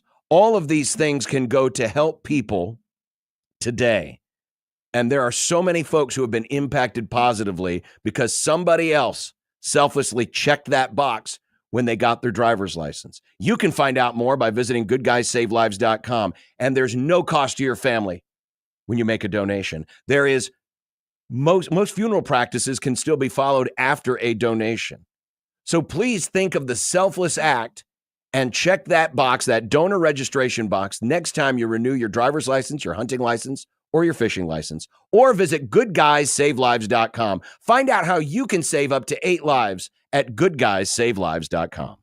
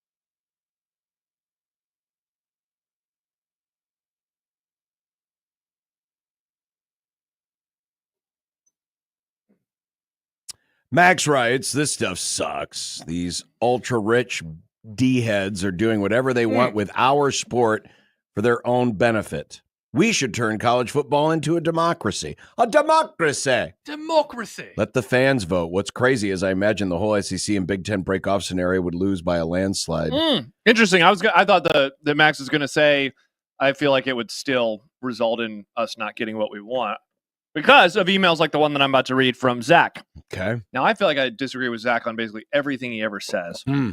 So why not make it one more? He says, I agree with Rule 100%. And most people I talk with feel the same. I love the Big Ten plus SEC Super Conference stuff. It's so frustrating to hear the way you two talk about the inevitable Power 2 Conference Super League. Not because I disagree with you, but because of the way that you guys always frame this discussion. It's like the way most idiots in the country have devolved to talking about politics. They're always right, and anyone who disagrees with them is trying to destroy the country. That's such an intellectually lazy way of looking at things. People can disagree. When it comes to Super Conference discussion, you guys frame this as anyone who likes it is just simply wrong and is destroying the sport. And John even went so far to make the dumbass comment that if people disagree with him on this topic, then they aren't a real college football fan. That's idiotic and obviously not true. Those fans simply like other things than you and are fans in different ways and of different things, but that doesn't mean that they're not real fans. What an intellectually lazy way to frame it. He adds, I like listening to you guys. It's just one thing that I disagree with you guys on, but I can disagree with someone and still like them. I believe reasonable minds could disagree on issues without making it either side right or wrong. And I don't frame your disagreement with me as not being real fans and trying to ruin the sport. We just like different things. Okay, but you're liking different things. Here's my question for you. Why'd you use intellectually lazy twice? Well, not that, but what is it about how things are working today What you don't like? that you don't like so much that we need to change? Nebraska and the Big Ten ain't going anywhere. Well, if we can keep the status quo, we could go back to the way it was 10 years ago. Whatever. Nebraska and the Big Ten are still moving forward. Nebraska is still playing the same schools. They're still selling out the same stadium. They're still doing all the things that Nebraska has done. Yeah, why do we not got to lose 90 teams in the process? Why is this such a good idea to just lop off all of these other teams? Because the part you didn't mention in your email was my main talking point when it has come to this issue. When Josh first brought up the Super League conversation. And I said, man, this is not the way we want to do this. One of the first things I said was, once you start cutting things off, at what point does that cut line get close to home? And you might say, oh, that'll never happen. Sure. We never thought we'd lose the Nebraska-Oklahoma rivalry. The thought of that happening 30 years ago was ridiculous. What? Nebraska's never going to play Oklahoma again? Are you kidding me? Look at all the things that have happened. Because when we call this thing down to the Super League, it's going to be about markets and it's going to be about eyeballs. And those teams that don't make the cut are going to get left to the side. And Nebraska is a hell of a lot closer to not making that cut than Ohio State or Michigan or Alabama or LSU. And again, I'm not saying just because it goes to 40 or 50 that Nebraska won't be part of it. Sure. But then here's my next question for you. What's going to keep Nebraska from being the Pittsburgh Pirates of the Super League? The Pittsburgh Pirates, who for now 40 years have been this small market franchise that just keeps getting steamrolled by all the big market franchises. John, they can barely compete in the Big Ten now. What's going to make them able to compete in the Super League? So my point here, because I'm looking out for the little guy here, but I'm also looking out for Nebraska here, because Nebraska will then be among the bottom tier of the Super League, at least to start. Because that's where they are right now. Because that's where they are Got to right a bowl now. game for the first time in 8 years. And I didn't mean to bring this up now, but I'm going to go ahead and bring it up now because it kind of fits into this conversation. But this was a tweet from Ben Koo of Awful Announcing. Ohio State publicized its priority giving levels. This is its Buckeye Club. This is its big boosters. Correct. NIL. And it's showing the different levels of giving. Like, for example, they have, this is wild, 25 2024 members, so 25 people in 2024 that gave $5 million or more. Yeah, the upper tier of the priority giving levels is the Pay 25. Forward Society, of which there are 25 members, and each of those members gives $5 million or more. That's 125 million. There's 131 members of the next level down, which is the million or more club. That's 131 plus million. There's 522 members of the excellence level club, which is the third tier, that give $250,000. Yeah, in all totality, they have over 16,000 members of this Buckeye Club. Now, that are some are as low as 50, and then as we talked about, some are as high as 5+ million. Now, we don't have Nebraska's numbers in the same way, but I guarantee you it ain't going to look like that. It ain't that. I guarantee you it ain't going to look like that. It ain't So that. again, I challenge the email writer and anyone else out there. Is it that? What is it about the current system that is so awful that it's worth changing? And the only answer I ever get is, well, but look at all the helmet versus helmet games. We get helmet versus helmet games. But guess what? There's going to be a law of diminishing returns, right? Because today's Alabama-Oregon game looks awesome. But when you're in a Super League, not to go all Carl Ravitch on you, but guess what? Schwalkoff? Guess what? Everyone's 11-11. Everyone's 11-11. Everyone keeps telling me the Super League is so good, and yet the combined record is 30-30. Can't be that good. It was a bit. That's what they would say. But that's the point. Somebody's got to be great. Somebody's got to be good. Somebody's got to be Yeah. Somebody's got to be below average, and someone's got to be the bottom of the barrel. I know we got to go to Bruns. What's that old quote about the devil? The greatest trick the devil ever told was convincing you he wasn't real. Mm-hmm. It's like the greatest trick that these college football people in charge have ever sold us is like, it's about how much revenue your program makes and TV ratings and all that crap. I know that we have this bit of I don't care about TV ratings, but the fact that you do have to care about it is so stupid. Fans should not have to care about it. What type of audience a game drew, and yet. People are like, look at the ratings, though. Look at the revenue Nebraska makes versus Iowa State. Who cares? That shouldn't matter. But that's going to be the determining factor of who gets in and who does not. Correct. And again, I challenge anyone out there that likes this idea. What is it about the current product? Yeah, what don't you like about now? That this would be so much better. That you're okay with 90 teams going away. And you're also willing to let those people go away, those fans go away. Because, again, how many Iowa State people, I keep picking on poor Iowa State, but how many people that are dyed-in-the-wool Iowa State fans are going to be interested in the Super League if they don't have a team in it anymore? Cannot imagine a lot of them. I don't know a lot of sports that try to grow by contracting. Sit Destroyer says the NCAA is worthless, and that's the appeal. Man, that's wild. I don't like the NCAA either, but to say I just don't want the NCAA to be involved anymore, and so that's why I'm okay with 90 teams going away. I keep saying this. I have to keep repeating myself. The NCAA are the schools. Yeah, so when you're saying the NCAA, you might as well be blaming Nebraska, Oklahoma, Ohio State, Alabama, San Diego State, Creighton, it's just a different St. John's, name. It's whatever. Just a different name. Yeah. And maybe somebody actually finally who actually is in control and has, can take charge. So that's the difference, but it's the same group of teams. There's just fewer of them. Well, coming up next, Michael Brunch will join us. Asheville has just taken the lead on Tennessee. Baseball! What the Tennessee hell? is losing, and you people want to get rid of Asheville. Why is there a Tuesday college baseball game in the afternoon? There's a bunch of them, John. Good afternoon, but why? Because baseball's great. If the Super League takes this away, sorry, I think I'm for it. Zach me, handshake me. I mean, look at how empty that stadium is. I thought because they're working. It's a Tuesday. I thought it was the defending champs. Well, I'm surprised Tennessee sold doesn't out? have any outfield seating. You gotta Oh, go they to do. work. No, they do. They've got like cabanas and stuff. It's Okay, really, 'cause I just saw it's really pretty cool setup. random Dodge back there. See, out in left field, those are all cabanas. Yeah, but what about right field? Right field looks kind of crappy. Well, they're doing some things there. They got Don't that worry. champion money. Don't worry. Tennessee. That's why they need a Super League. They need to fix up their baseball stadium. They're going to be in the Super League of college baseball. They definitely would be. With Michael Bruntz on 1620 The Zone.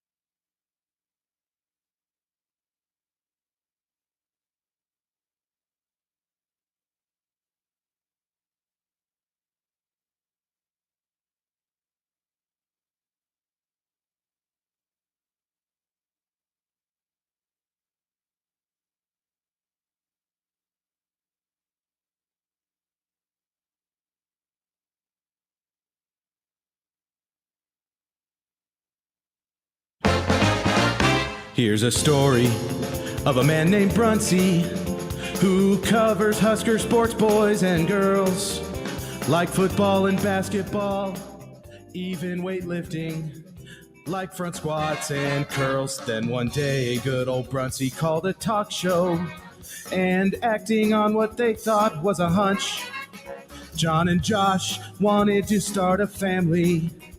And now we get to talk to Michael Brunts. It's Michael Brunts. Michael Brunts.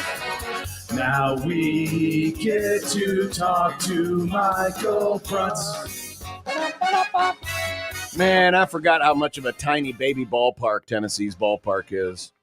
I mean, that home run was to deep right center field, and it cleared the 365 sign. Is it tinier than Yankee Stadium? Well, Yankee Stadium is just notorious. That's just down the lines. I mean, look at this ball leaves the yard where the flags are. Yeah. Oh wow. That's 365. Okay, it's only that's 390 to center field. Might as well be a little league ballpark. Tiny ballpark. baby ballpark, Michael Brunts.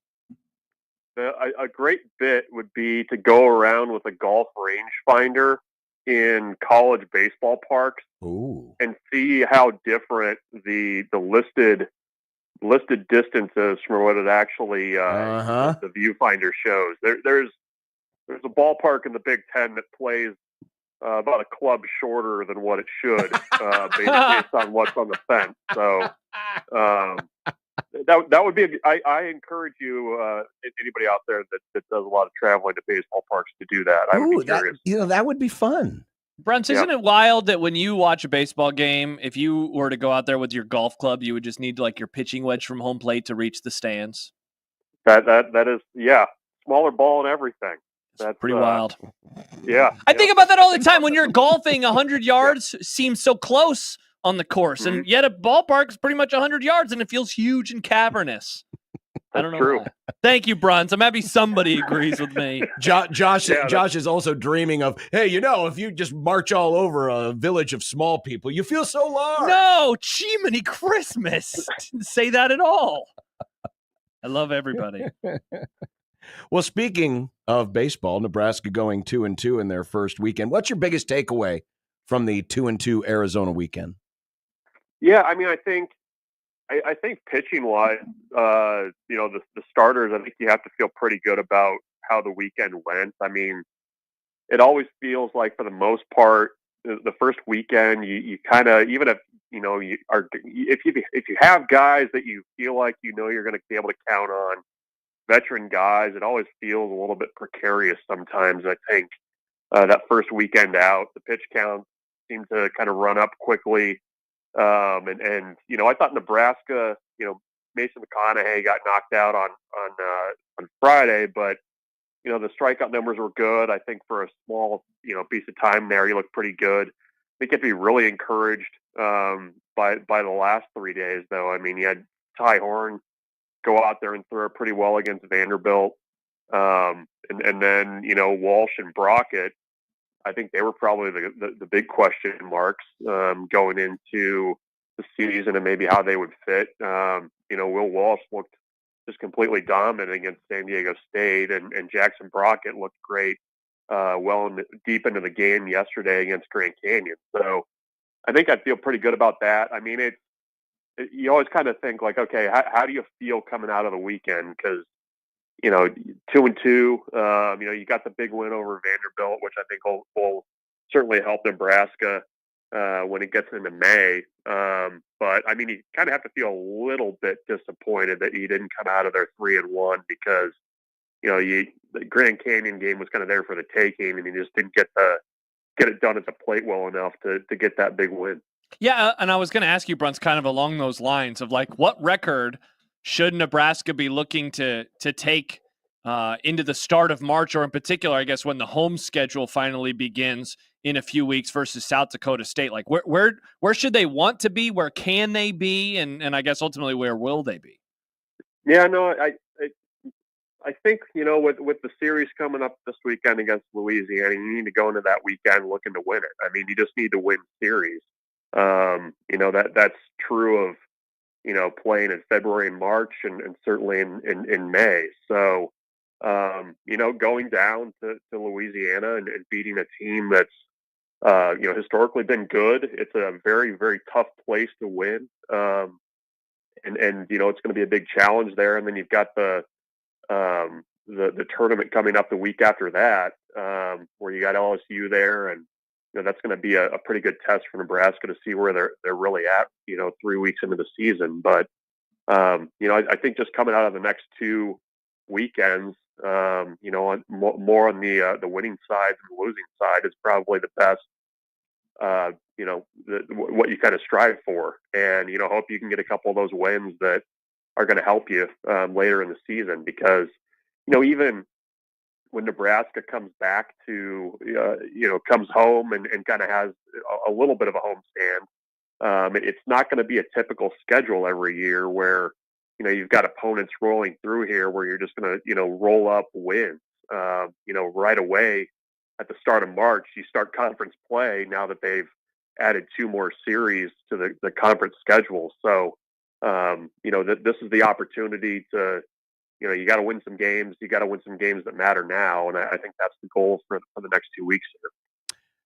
Tucker Timmerman took a line drive off the face against Vanderbilt and fractured a bone near his left eye. It's requiring surgery now. They hope that maybe they, after he recovers, he fit him with a mask, and the Nebraska pitcher can get back out there and work. What would you guess is best case scenario for him being able to come back and pitch again? Yeah, I don't know. I mean, it's the face stuff is interesting. I mean, it was not funny, but I mean, they had Shane Comine there the night that Timmerman got hit. Mm-hmm. And, I mean, we know how quickly he bounced back from a shattered jaw. So, I don't know. I mean, I think, you try to get him healthy, see where things kind of stand. But I mean, to take a ball that was 106 off the bat, clean off the face like that, and to, kind of hang around and take pictures and everything else. He's a tough kid. So, if there's a chance that he can be back out there, and when he can be back out there, I expect him to be back out there. So, the one thing I think that's okay, at least as far as this team is concerned, I mean, they do have more bullpen depth than what they've had in past years. I mean, you never like to see that happen, but they at least have some options in that bullpen that they're not completely taxed by allowing him some time to get healed up. I mean, there were 2 or 3 guys that they feel comfortable using that didn't even pitch this weekend on a four-game weekend. So, that's one area that I think they feel okay about this year. Brunts, turning to football, I will admit that I am not E.J. Barthel's biggest fan. So when the reports popped up yesterday that Texas was interested in him, I said, all right, sounds good. See you later. Let's see who they get as the next coach. And so let me ask you this. Is he unfairly criticized by people such as myself when it comes to what he brings to the table in terms of recruiting and what he brings to the table in terms of overall development and management of the running back position? It's kind of a nuanced question, I think. When you look at year one of the Matt Rule tenure, how much of, and not just the running back position. I mean, offensive line was this way too, and wide receiver to a degree. I mean, nothing was really working. So how much of that falls on the position coaches versus the coordinator and Nebraska's quarterback issues and everything else they had.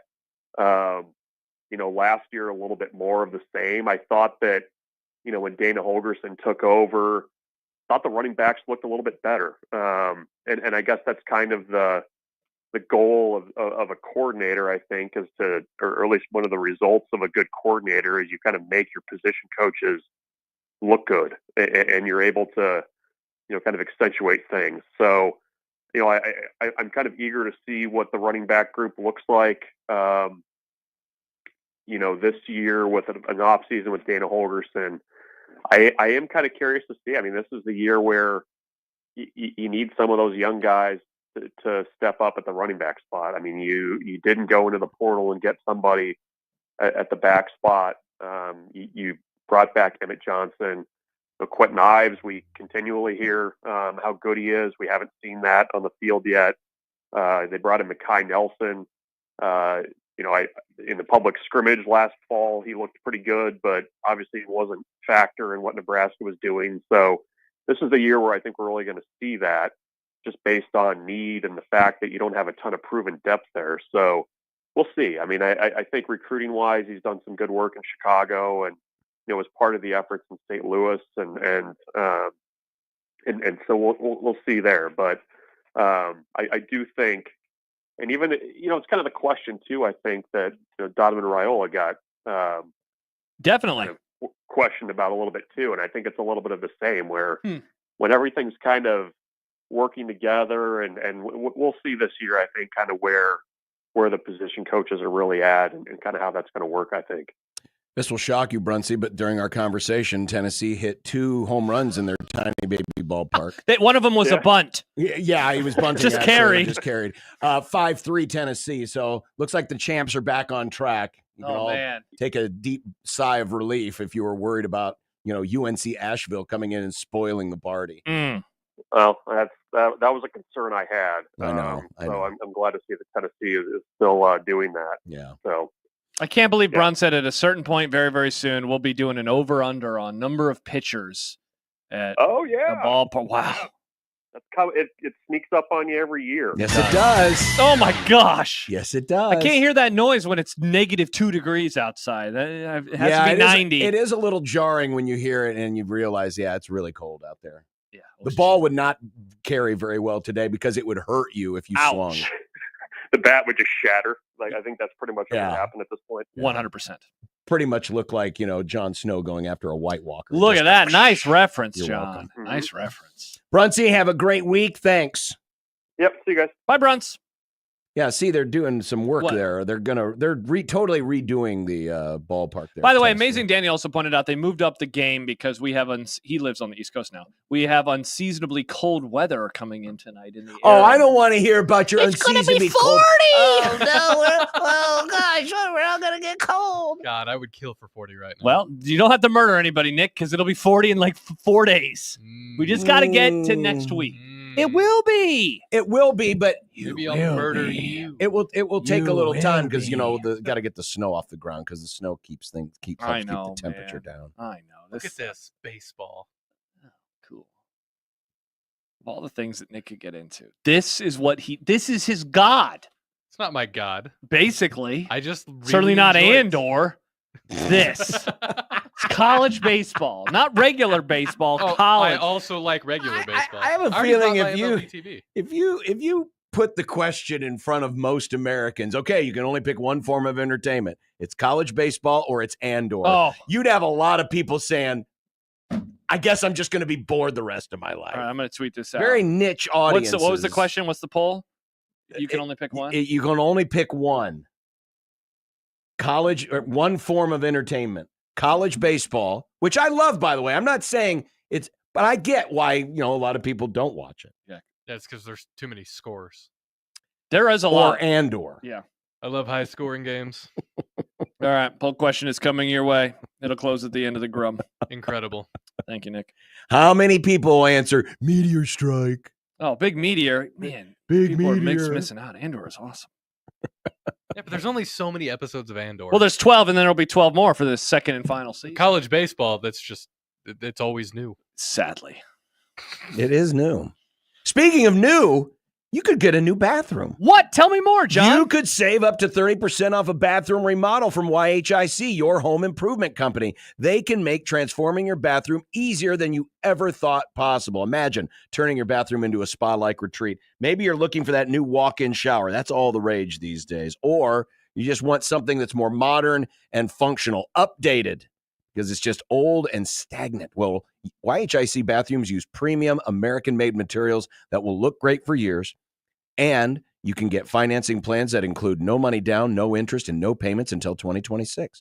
Call 402-764-1720 today and schedule that free in-home consultation. Limited time offer you don't want to miss out. So let me repeat. Save up to 30% off a bathroom remodel. Call 402-764-1720. 402-764-1720. You're going to love the difference with your home improvement company. Visit YHIC.com and find out more. YHIC will exceed your expectations and make your home better. So don't wait. Call today, 402-764-1720, and love the difference.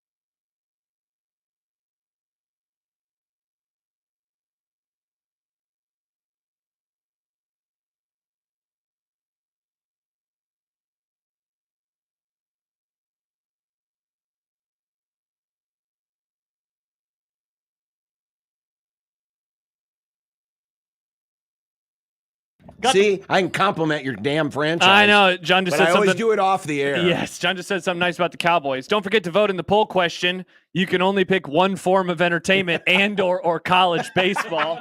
I guarantee you this question has never, ever been asked anywhere. Not on the air, not off the air. Correct. Not by people that got stranded on a desert island and have nothing better to do than to talk to each other. I guarantee, of course, if they were stranded on a desert island, they would not have access to either college baseball or Andor, thus they would not Twitter. be aware of them. You know what they would play baseball, because what else are you going to do if you're stranded on the desert?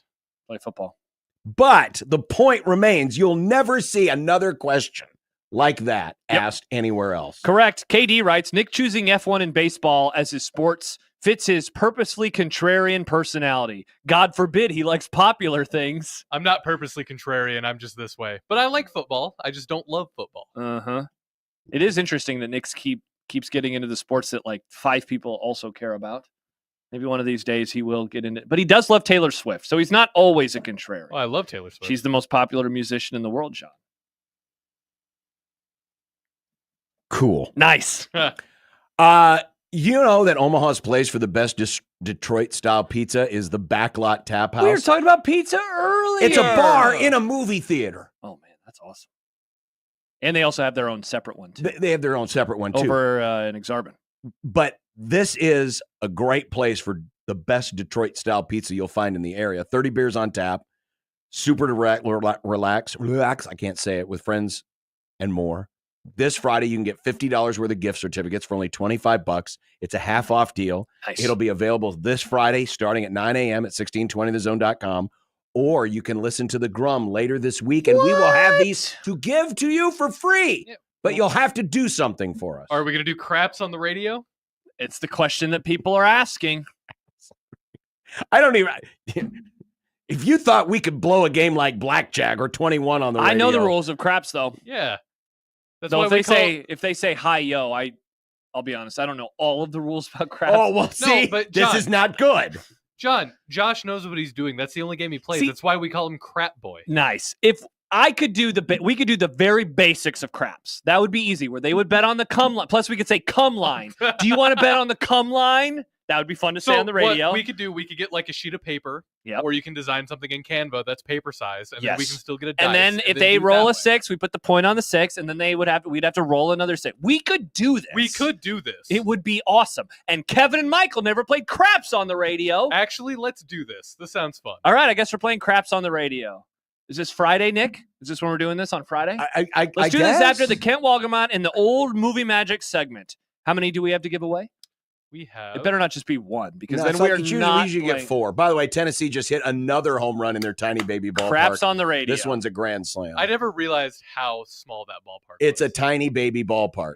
Center field is only 390 feet away. You practically could bunt and have it go over the wall. Oh, how about this from Cats Are Funny? Craps on the radio. Craps on the radio. Backlot has a good Sunday brunch, too. Oh, I didn't know this. Well, see, again, neither. If you don't win Craps on the radio, yeah, at least get to 1620thezone.com at 9 a.m. because these deals will go fast, and get your $50 in Backlot Tap House gift certificates for only $25. Oh. And do you know who's going to be able to afford a lot of these? Matt Rule in Nebraska, because they're going to the Super League. E.J. Barthel. I'm gonna John came up with a theme song during the break. I'm trying to come up with the lyrics. I was out of the studio during I'm trying to come up with the lyrics, but E.J. Barthel. This was right before he complimented the Cowboys. I didn't hear that either, so it didn't happen. Yeah, it doesn't look like anything to me. It didn't happen. But he has been extended. He has been extended through the 2027 season. His salary will be $450,000, which means, Nick, we get to bring up your favorite graphic. Oh, Lord. Oh, and look. Jesus, Nick. Wow. $7.95 million with the coaching hires. You have a Bible verse on there. Yes, from Jesus, Nick. When is the last time that you opened a Bible? And why was it today when you made this graphic? Wasn't this the same quote Jesus said when he went to the market and just destroyed it because everybody was being too capitalist? Is this the one? It sounds like that. The Bible verse is the second part of Mark chapter 10, verse 24 and 25. Children, how hard it is to enter the kingdom of God. It is easier for a camel to go through the eye of a needle than for someone who is rich to enter the kingdom of God. You hear that, Elon? That's what Jesus was talking about. Jesus wasn't a capitalist. Don't have false idols.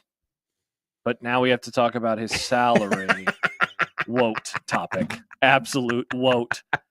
Imagine if they would have just, if Matt Rule would have just ponied up the extra $50K, it'd be an even 8. It would have. It'd be $8 million. Yeah, let's get somebody else. But now we're at raise. 7.95. Now we're going to look cheap next to someone who's going to be 8. By the way, real quick before we go back to Barthel, KC Mike's mom. Yes. The come line What time should I be there to be in studio? Would you like to play craps on the radio? We will play Casey craps Mike's on the. mom? No, I bet she would. I bet she would too. Okay. I said this to Brunts, and then you laughed, and Mhm. typical Josh wanting to fire everybody. Blah blah blah. But Mhm. man, I was kind of hoping that he would have taken the job, or that someone would have wanted him. His agent did a nice job here getting him this sizable raise. I just don't think that the running back room has done a good job with him in charge. Yeah, I don't think the it's recruiting has been a little dynamite. disappointing. I guess, okay, if I'm going to try to argue against myself. I will play devil's advocate for a moment. Satan's attorney, as we've called it. Sure. In front of Jesus, me? Emmett Johnson In front is of Jesus, you. Emmett Johnson is solid. Like, he would be the person that I would use as like the shining beacon, Mm-hmm. light the beam, light the Emmett Johnson. I think he's done a solid job, but like solid isn't what you get paid. What, $450,000 for? How many times did they fumble the ball in 2023? They had a lot of fumbles. They've seemingly never recruited, like over recruited or brought in somebody to replace another running back. Dowdell he wasn't a swing and a miss, but he certainly wasn't a home run in the tiny Tennessee ballpark. He was again, everything about the running back room is fine, and maybe that's a testament to him that at least it wasn't a tire fire like the wide receiver room was under Tiny Baby Boy, but it's just fine. It's been fine so far. This is a running game that averaged less than 3.8 yards a carry. Yuck. Absolute garbage. Absolute garbage. It has not been good. And It has been good. Yes, the running back room is good. Oh, Jeff says it's an NFL coach not prioritizing running backs. Interesting. Rule does stuff, man. Sometimes it just perplexes me. But again, that doesn't make any sense because Rule obviously loves the running game. Now, doesn't really show it. Right. I need proof. Now with Dana Holgerson, he says that he does. With Dana Holgerson, maybe the emphasis will be a little bit different. Obviously, we got a little taste of it at the end of the season. Just a taste. But I mean, I'm with you. I have not been inspired. Yeah. By this room. It hasn't been good.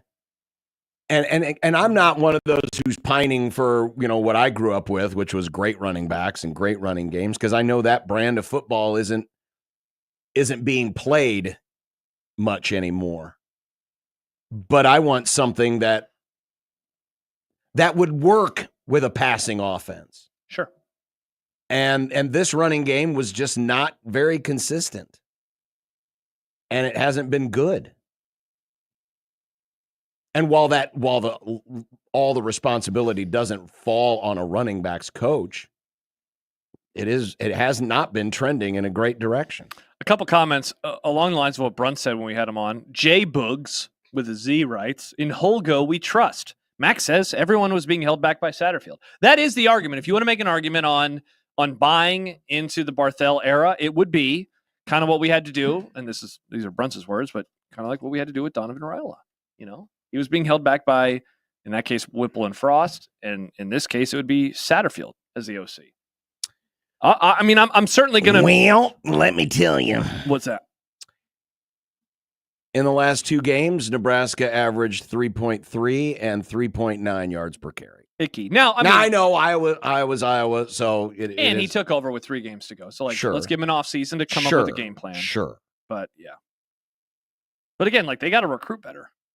Yeah, they got to bring in better players. Yeah, they do.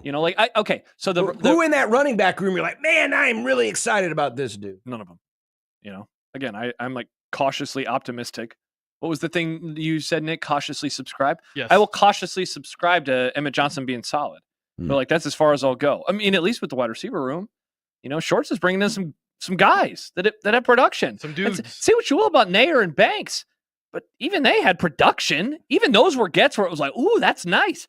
Dowdell wasn't that type of player. Dowdell's addition on the roster was entirely built on him being a former 4-star and maybe just underutilized or buried on a depth chart on a team that was number 1 almost all of the college football season. So you had to squint really hard. But the wide receiver room, the last 2 years has brought in players that have had production in college football and in power conferences. What's the running back room done?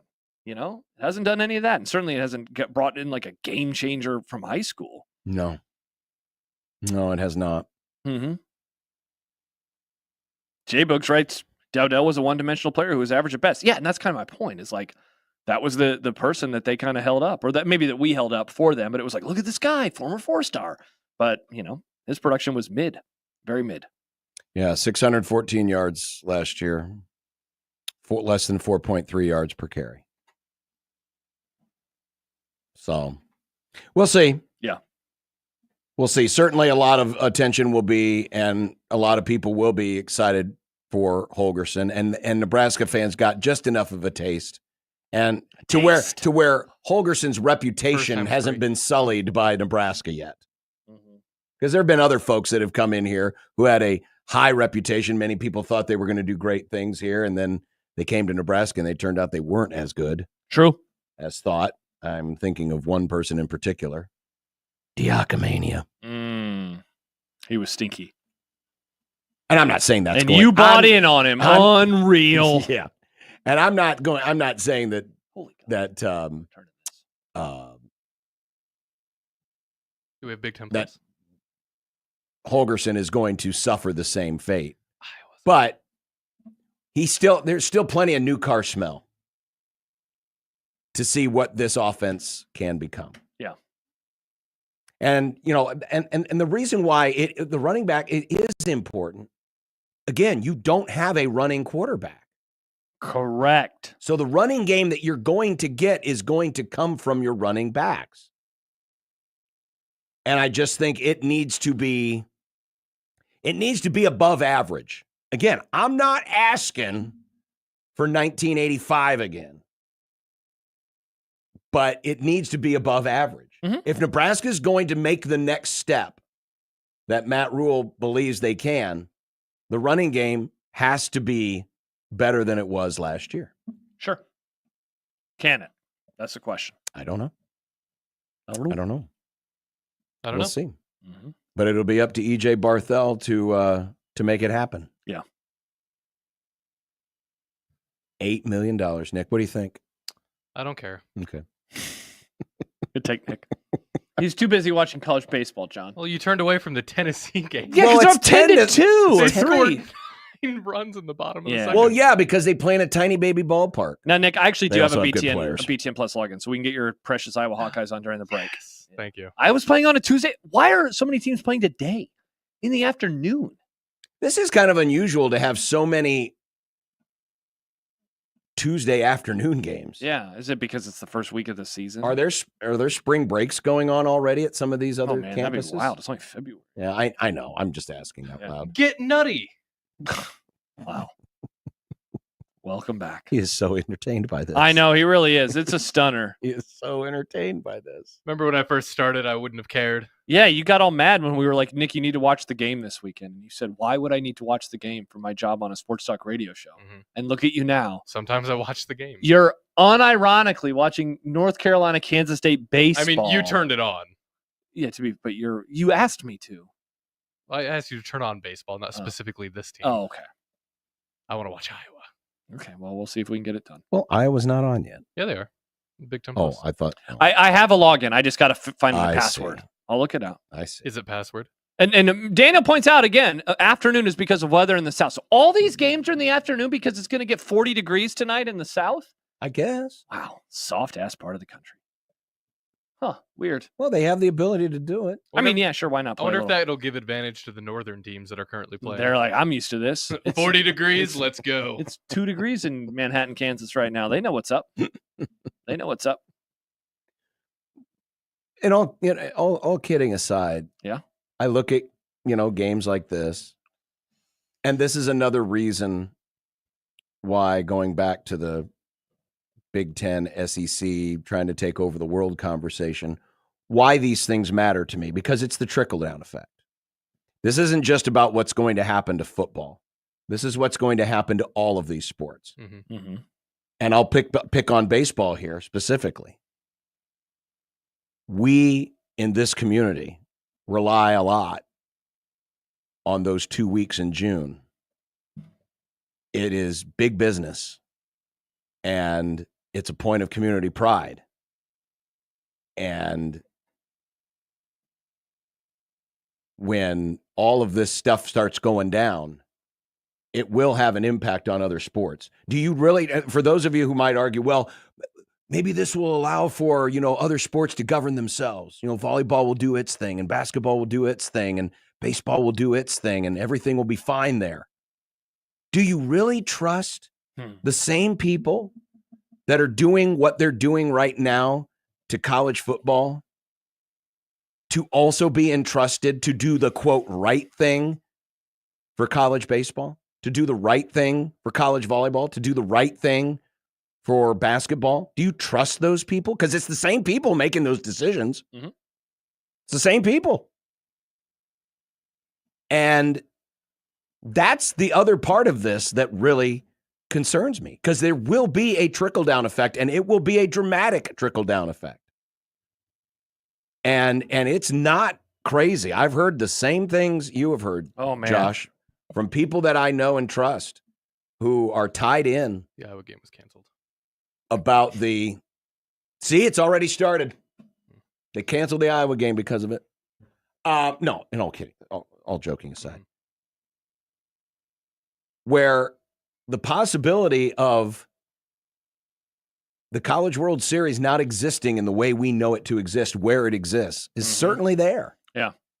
It's certainly there. Yeah, and you can argue and say, oh, you're just throwing up straw man arguments and fear mongering. No, I mean, again, the people who are making the decisions right now that are affecting college football will be the same people making the decisions for all of these other sports. And all you have to do is look at all the conference realignment. When Stanford and Cal and those West Coast schools, or UCLA, USC, and the West Coast schools migrated to conferences whose offices are 2,000 plus miles away, they were only thinking of one sport, football. They weren't thinking about the volleyball team that has to fly commercial all the way across the country and live on an airplane to get to a midweek volleyball match. They didn't think about that. Yeah. Because that's not what it's about. These sports are, for the most part, an afterthought to these people. Because that's not where the money is made. And what's going to happen with those sports? That's what concerns me. I think I've read this before on the air, but I was having a conversation with somebody recently who told me, said, football first, basketball next, and baseball. College World Series will be a shell of itself in the next 5 to 10 years. It'll be a Division II level tournament of northern schools, while the power conference schools committed to baseball be playing their own championship in Atlanta. Greg Sankey is driving this, and mentioned that the College World Series board tried to meet with Sankey in the SEC. He wouldn't take the meeting. Like, people around here are concerned about where things are going in terms of college baseball and college baseball's championship.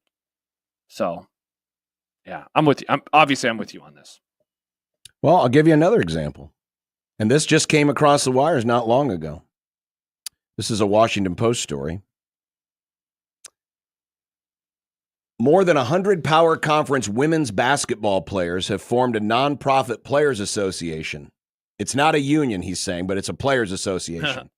Late last month, players from the SEC and Big Ten. These are women's college basketball players from the SEC and the Big Ten, the two conferences that are leading this whole charge. They asked and requested meetings with each of the league's commissioners to explore a partnership. Both leagues declined.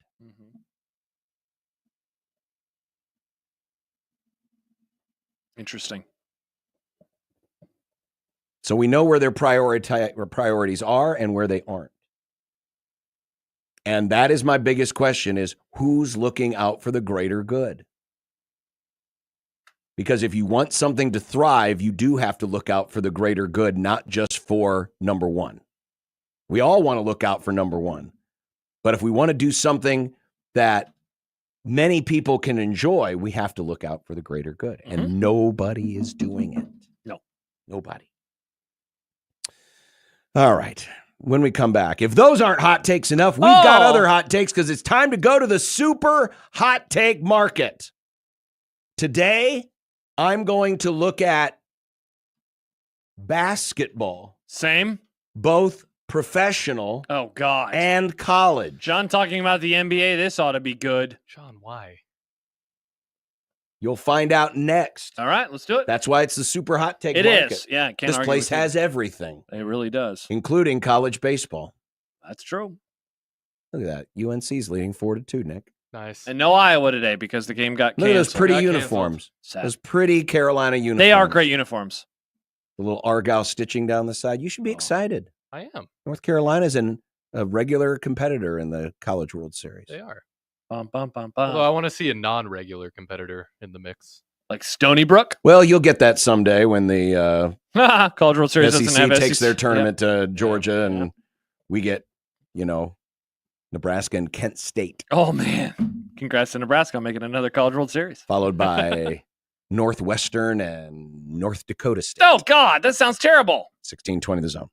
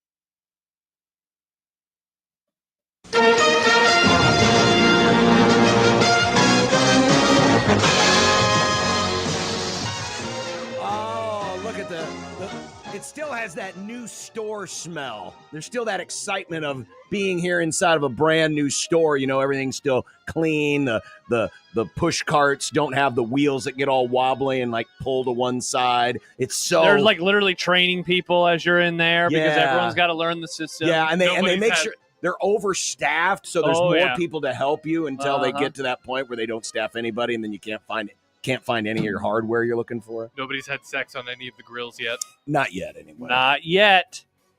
This is the super hot take market. Here is my hot take. Is it about the NBA? Yep. Oh, God. There's been a lot of complaining recently about the association and their all-star game. Are you going to say that it was actually good? Is Or that it your hot take? good? It was good. Kevin Durant recently wrote on Twitter, KD? I think it's more fun to complain about the NBA than to actually watch it. Crazy. Cancel All-Star Weekend and let's just give everybody a break since we're so miserable around this time. You know, KD, I'm going to shake hands with you. Let the leagues do their All-Star games. You don't have to complain because you don't have to watch.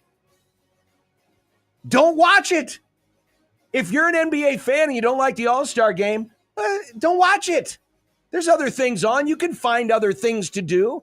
If you're a cash and you only show up every once in a while, well, I don't know why you were watching the All-Star game to begin with. The market will decide. And eventually, this All-Star game, like many other All-Star games, will flame out and they'll be on the scrap heap of history. But for now, why complain about it? Were you really that engaged in it when you claimed to be engaged in it? I don't think so. I used to watch the All-Star game. I liked it. Don't watch it now. Don't care. But you know what? I used to watch the Pro Bowl, too. I don't watch whatever they do now. I never watched the Pro Bowl. Oh, John, you hater. It'd be on and it'd be like, oh, hey, it's still football. And then I realize, yeah, this game doesn't matter. And I'd go out and do something else. Do something else. So that's my hot take. Let the leagues do their all-star games. If you don't like it, you don't have to watch. Think of all the other things you can accomplish. That's true.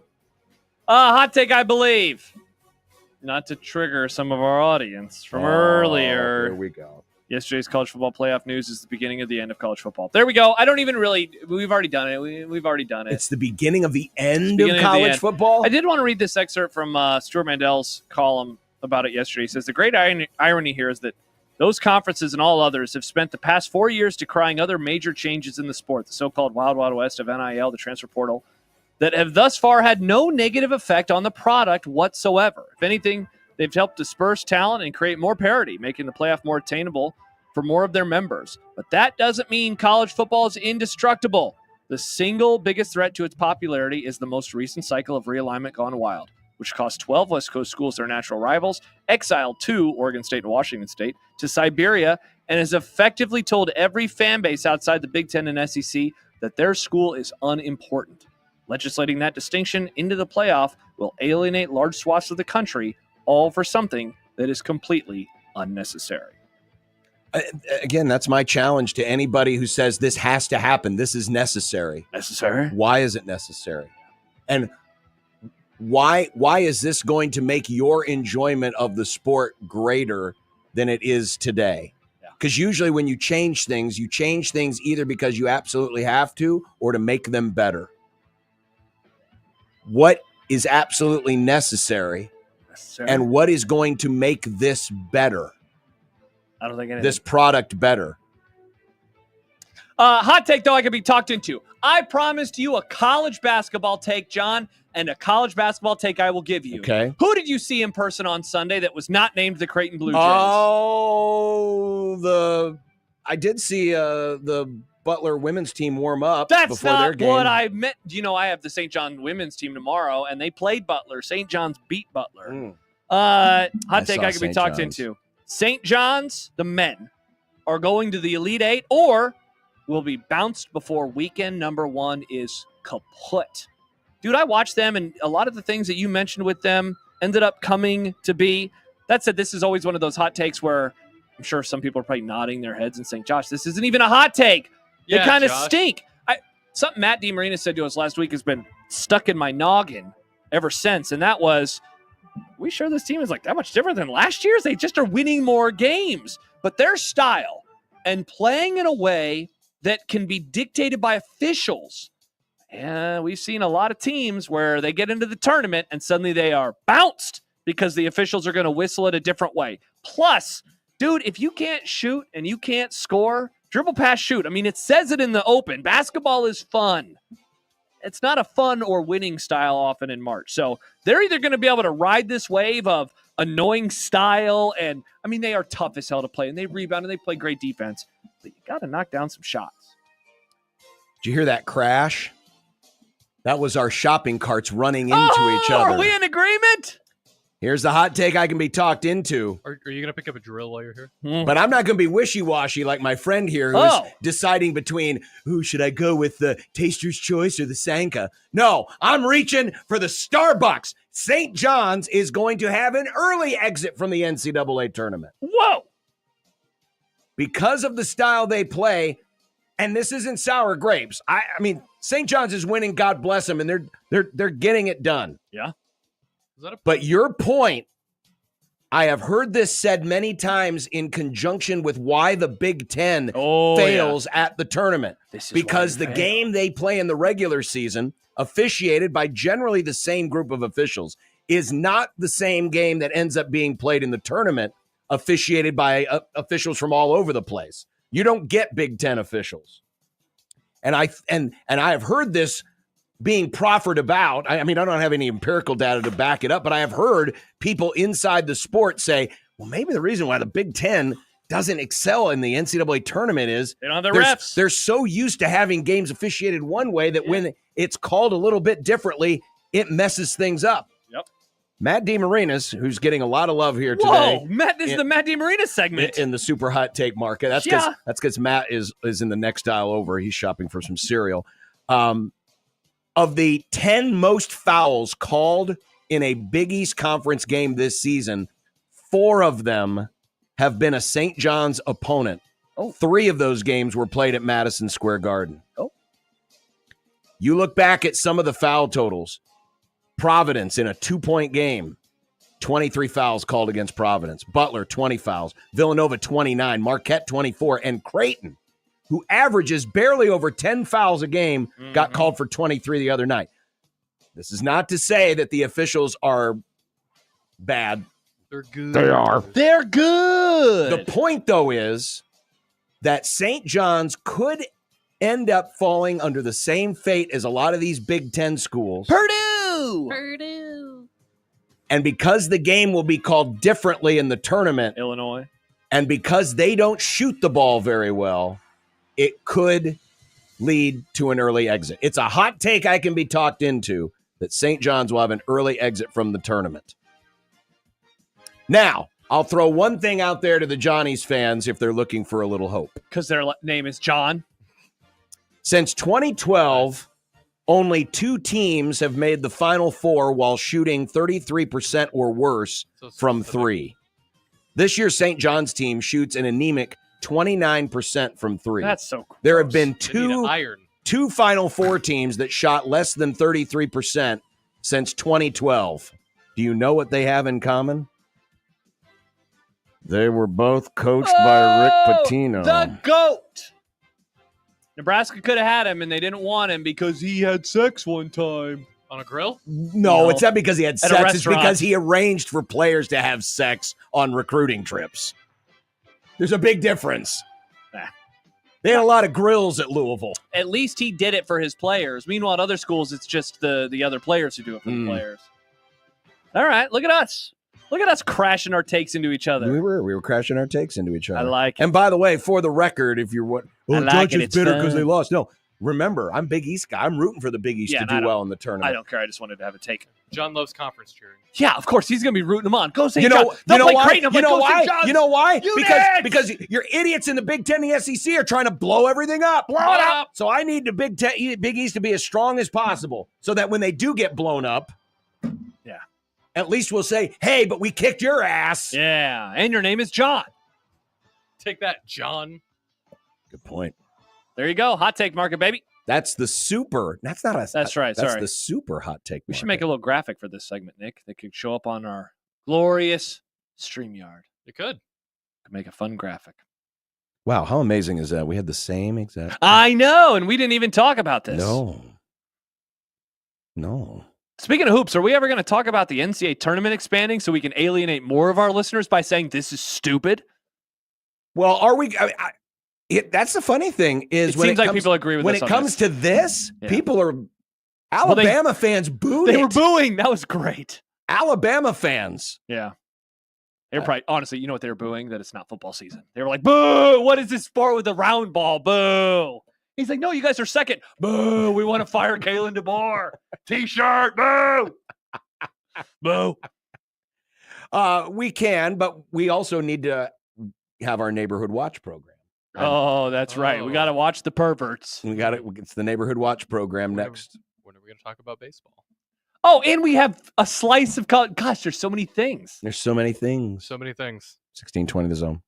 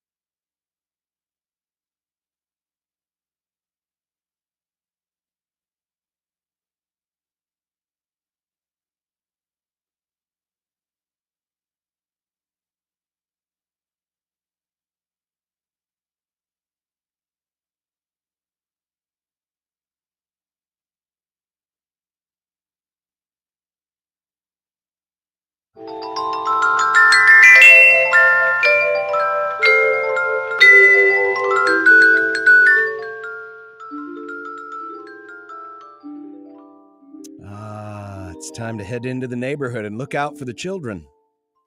Or in this case, John, what? we're looking out for the young men of college basketball. We're looking out for them. We're looking out we're not for looking them. for them. We're looking out for them. Yes. To We're make sure that looking- the neighborhood is safe. From weirdos with grills. Yeah. No. Or weirdos who want to take their spot away in the NCAA tournament. It's our neighborhood watch program. The neighborhoods that these two schools, Creighton and Nebraska, fighting for at-large position in the NCAA tournament, are who's in their neighborhood. Take a look at the resumes. Creighton is 33rd in the net. Nebraska's 46th in the net. Nebraska picked up another Q1 win. Nice. So Wow, they're now 6-7. Again, this is such a different team than the ones that we have covered over the years, in that they have a lot of the good stuff. They got a lot of Q1s. God, that 6-game losing streak. It's the only reason that we're talking about them is even a what if right now. If they pick up one or two of those other wins, they're totally fine right now. Totally fine. 31st in KenPom is Creighton. 37th in KenPom is Nebraska. Creighton 5-5 against Q1 teams. In the bracket matrix, this was updated as of this morning. Creighton is currently on the 8 seed line. Nebraska on the 10 seed line.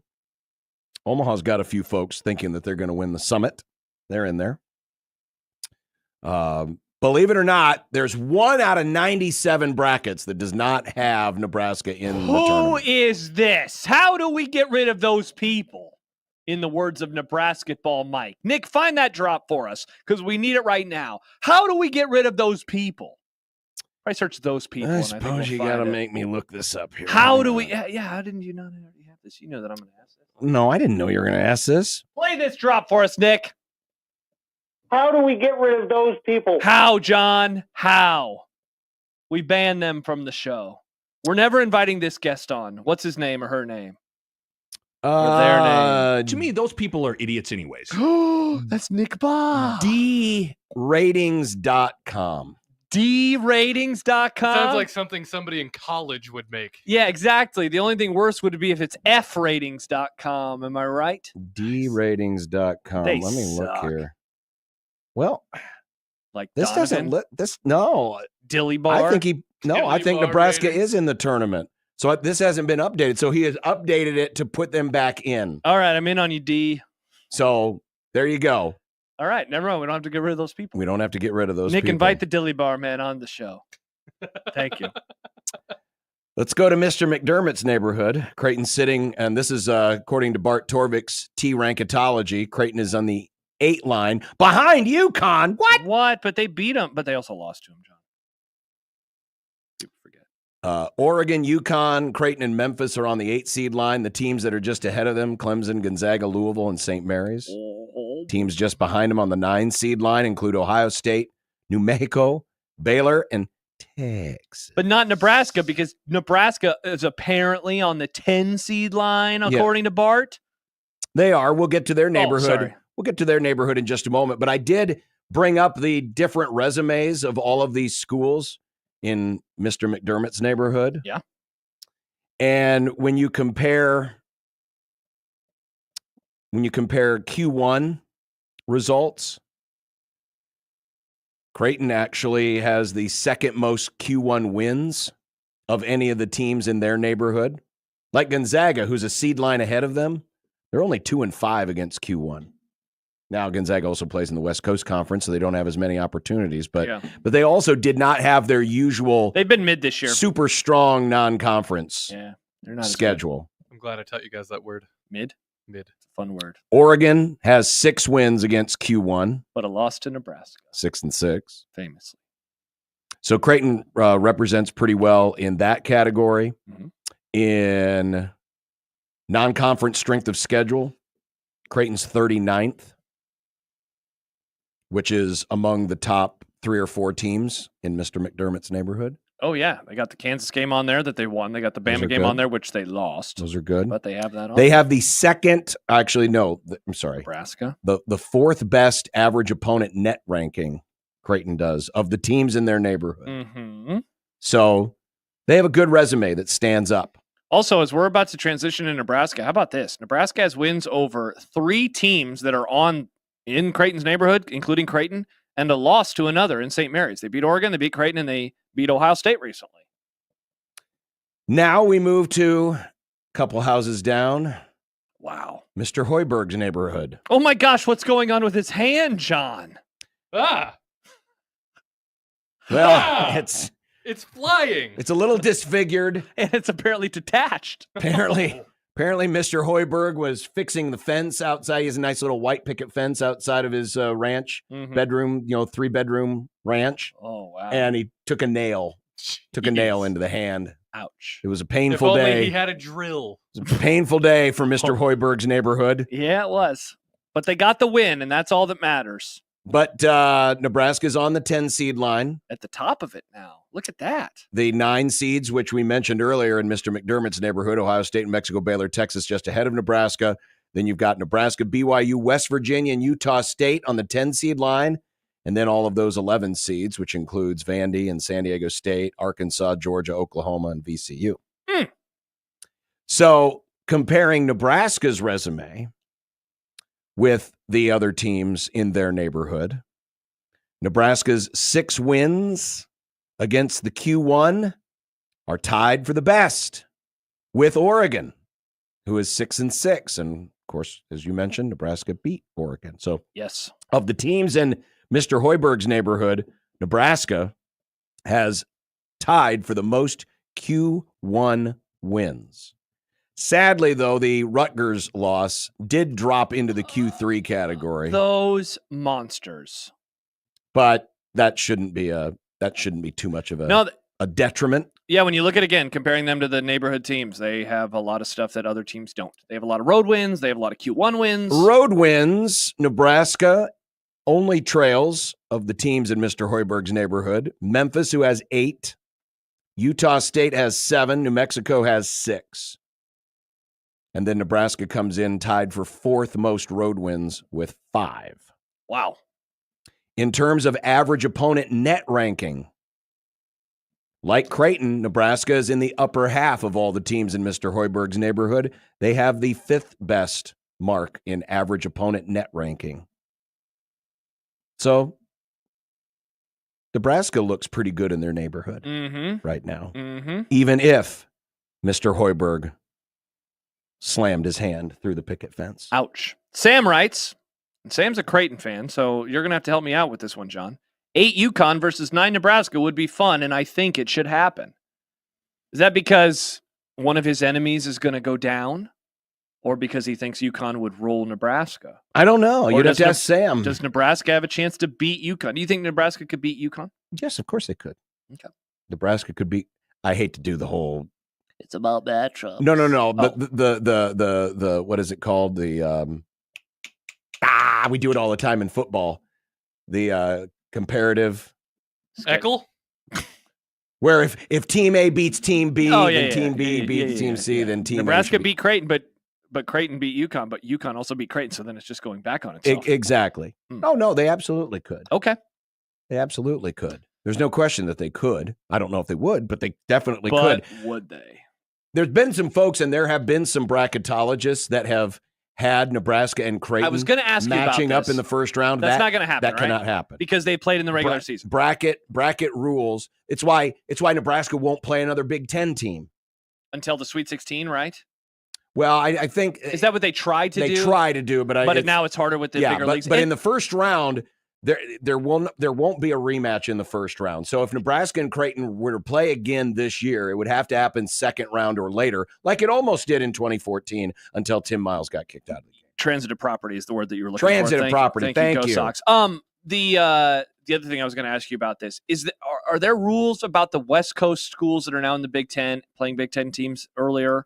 I thought I saw something that like it might have to happen again because of how big these leagues are. Oh, in the tournament? Yeah, probably. Okay.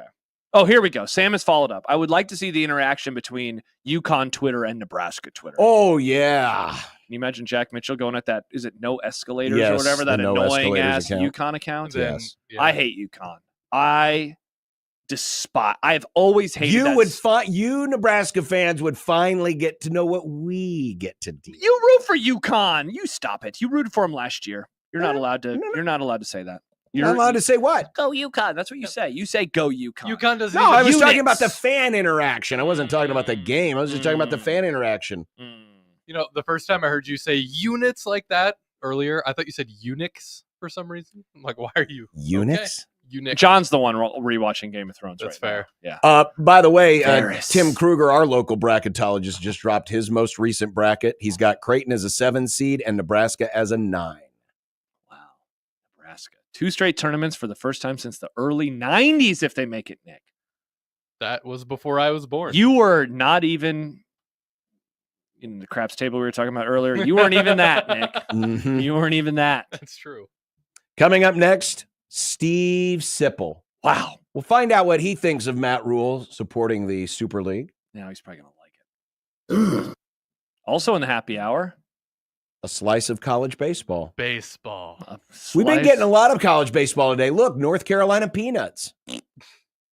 Peanuts. Oh, is that? Did they change their mascot? No, They're not that's the Tar brand Heels of anymore? Peanuts. that's a sponsor. Nick. That's a sponsor. That's looks like the North Carolina Peanut Growers Association. I didn't know they grew peanuts in North Carolina. I mean, I guess it makes sense. Give you 2 bags of peanuts. I don't know if any northern states are conductive to peanut growing. Well, apparently Carolina's gonna not going to say- be either because it's going to be 18 degrees in Chapel Hill. Oh, snow. More like It's 0 degrees here, you chumps. And we've got snow everywhere. more like Chapel Chill. Good God. 1620 the zone.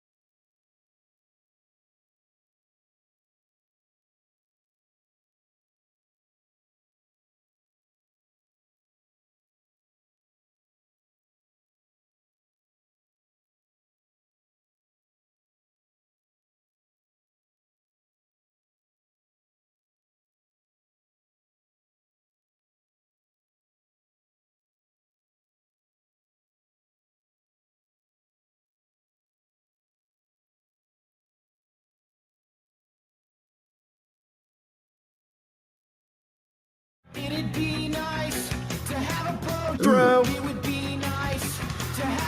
Throw. Throw. Throw. Throw. Throw. Throw. Throw.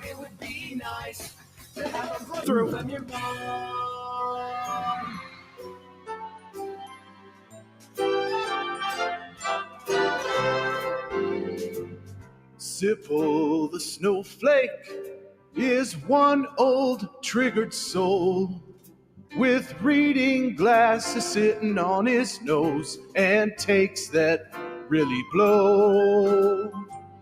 Sipple the snowflake deserves a mouthpiece to the face.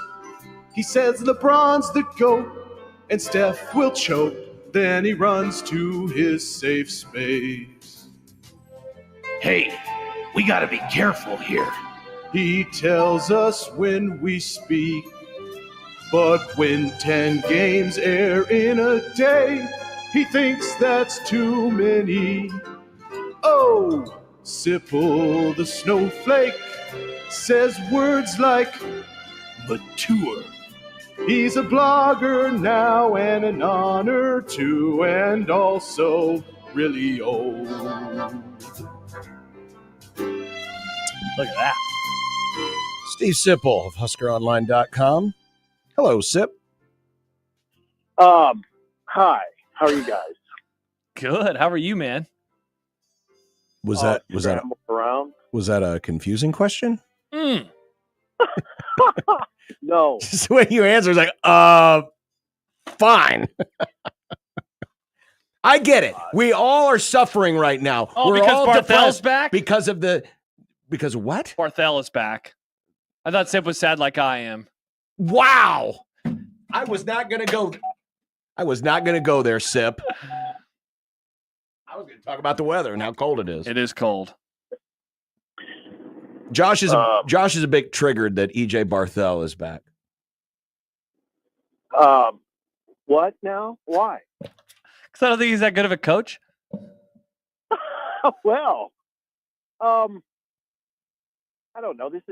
I mean, I would say I disagree. I kind of understand where you're coming from, but Barthel this summer, I talked to Barthel this summer, and it's a good discussion. It's a really good discussion. Mm-hmm.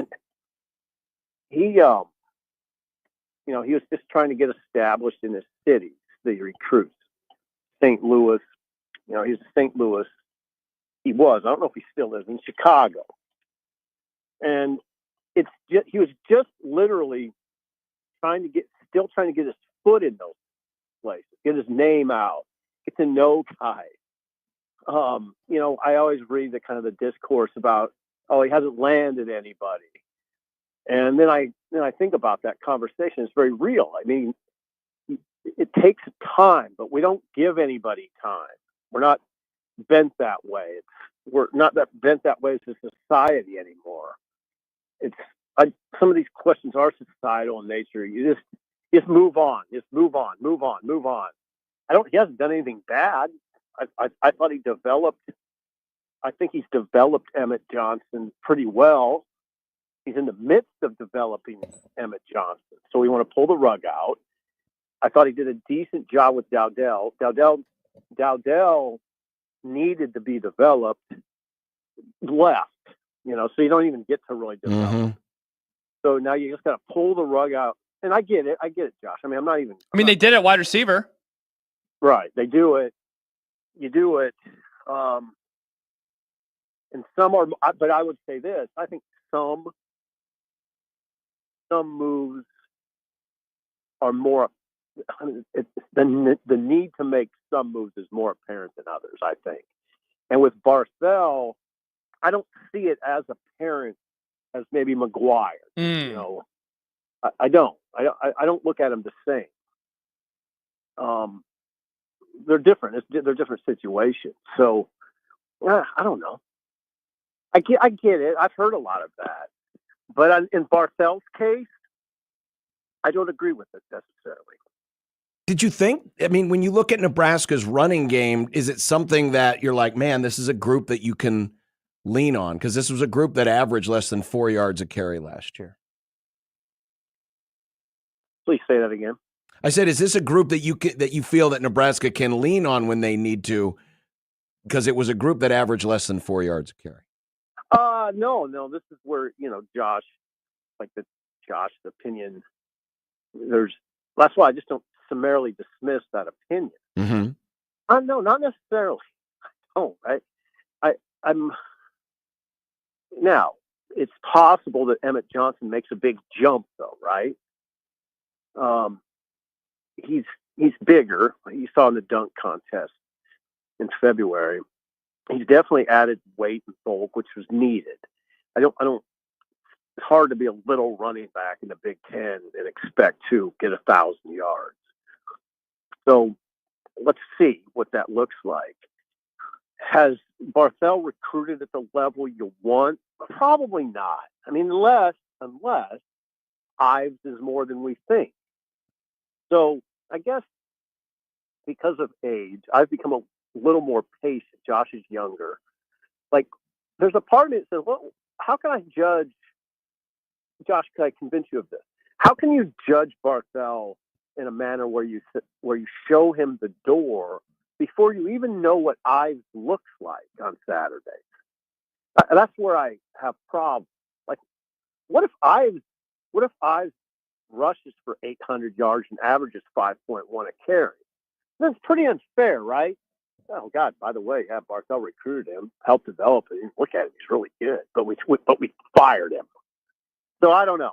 I think you have to look at each case individually, and this is one where I assess it and say, no, it's not time. It's not time. So I think my pushback to that would be, man, I mean, a third-year running back, like, he's already been on campus for 2 years, and I feel like most running backs, are good early on. Not to say that you can't, of course, develop, but you also said something, you said something earlier, too, about, like, he hasn't had a chance to maybe recruit the room to his liking, but I mean, even the wide receiver room the last couple of years have brought in some names that have production at the power level, and he hasn't even been able to do that. Well, and you can also go to the portal. They did with Dowdell. I like Dowdell. Yeah, no, it's a good back and forth on this one. It is, but I still sort of go back to, okay, he hasn't. I go back to that conversation. He was there was a level of frustration that he was still trying to kind of settle in and get to know his region. Now, the pushback is, well, just go get somebody from the portal. Well, they did. They got Dowdell, and then he took off for more money. That's not something Barthel can control necessarily. It's a good discussion. It could be a decent column. What? You're welcome. What do you think Rule likes about him? Oh, I think Rule likes about him probably what I like about him. The running back, and again, this is part of the reason I give him some grace, give EJ Barthel some grace. Those guys run really hard. I mean, that's a hard running group last year. I never, now, you could say, well, come on, that's always the case. No, it's not. I watched some running back under Frost run to the sideline. I saw some of that. I've seen it over the years. You never see that guy. They hammer away, and that's Barthel. I mean, that's direct coaching, I think. They run angry and hard, and they don't. I don't know. You'd have to look at the film and assess pass protection, but it seems like they're pretty good in that to varying levels. I mean, some guys are better than others, but I don't think the training's bad. I like Barthel's mentality. It is a tough. He's always going to have tough runners. So again, it's not perfect. The picture's not perfect, and I respect your opinion, Josh. I really do. I think this was a little tougher than some others, though. To assess and just come to the conclusion, need a new one. Sometimes I think there's sort of a rush, and I think this is a case of that.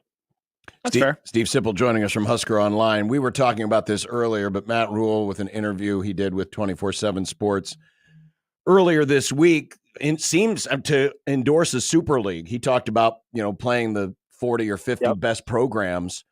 When you heard that, what were your thoughts? Just heard it. I just was listening to that interview. It's a disappointment, kind of. That's how I want college football to be. I'm not sure that's how he wants college football to be.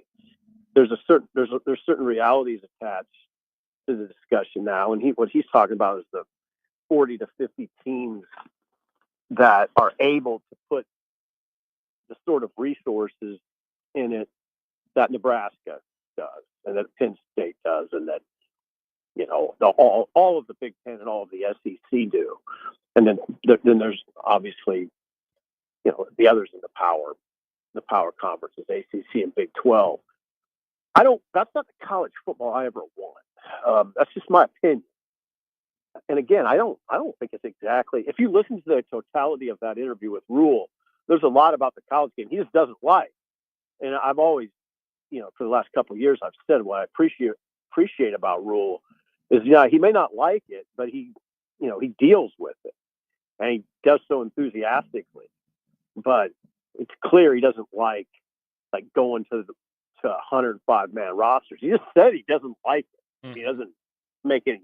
He doesn't. That's the way he put it. I don't like it. He said I don't like it. I'm not sure that he would. That's the college football he prefers, going to 40, 50 teams. But I get it. When you start talking about money, which is what we always do with college football, everything's about money, money, money. I guess that's just the way it is. When it's about that, yeah, it makes sense. Sip, I think one of the things that, because we talk about this issue quite a bit, and occasionally we'll get some pushback from people here, or, they like the idea. They want to see the helmet matchups. They want to see the big brands play the big brands. But I wonder if there's a little bit of short-sightedness, at least here locally, from people who support it. Because when you get to a point where it's just about the brand names, Nebraska's brand no longer sticks out, and they become, they kind of become among the also rans. And I'm just worried that there's, if this eventually happens, that the Huskers could end up being like the Pittsburgh Pirates are in Major League Baseball. They're just another team, right? They're not a big market. Because that's what, when you're talking about condensing and turning into a super league, you're talking about market share. You're talking about market share and television eyeballs and all of that stuff, which Nebraska does pretty well in, but compared to Ohio State and Alabama and all these other teams, that whatever, you could have 130 teams, you could have 30 teams. There's always going to be a pecking order. And the smaller the league, the better the chance that Nebraska ends up at the bottom of that pecking order. And that's one thing that I don't think enough people around here consider when they consider the idea of what would it be like if there was a super league. Yes. I see where you're coming from. But I think Nebraska's, in my opinion, John, they're right now, I think they're the ratings suggest that, Nebraska still gets real good TV ratings, right? Mm-hmm. They're still, I guess it just falls under the category of what I always say. Once you have a brand and you build a brand like Nebraska, it doesn't go away quickly. It takes a long, long time for that brand to sort of subside into irrelevance. Nebraska's a long way from that. It takes a long time to build a brand, and it requires a long time for that brand to become irrelevant, a long time. And I don't think, especially now that it looks like Nebraska's under Rule, at least is going to be good. They're going to be a good program, I think. As long as Rule is, I think, that's what it looks to me like. They'll be at least good. So I'm not, John, I think I'm not too worried about that. I think it would take another coach like a Riley or a Frost, to take it maybe 2 more like that before I start to really get concerned about it. Hey, Sip, I wanted to bring up, speaking of, I guess, leadership, at the very end of your column today, you wrote, I've heard from a few influential Nebraska fans who agree that Husker AD Troy Dannon seemingly has been hitting his stride of late. I need to contemplate it further, but it seems that way. I think I've noticed it too. I would say of outsiders, certainly in the post-Bill Byrne era, he seems to have navigated the waters maybe better than anybody has. So I wonder what you think, like, what does this mean and how could it show itself moving forward if those people are right?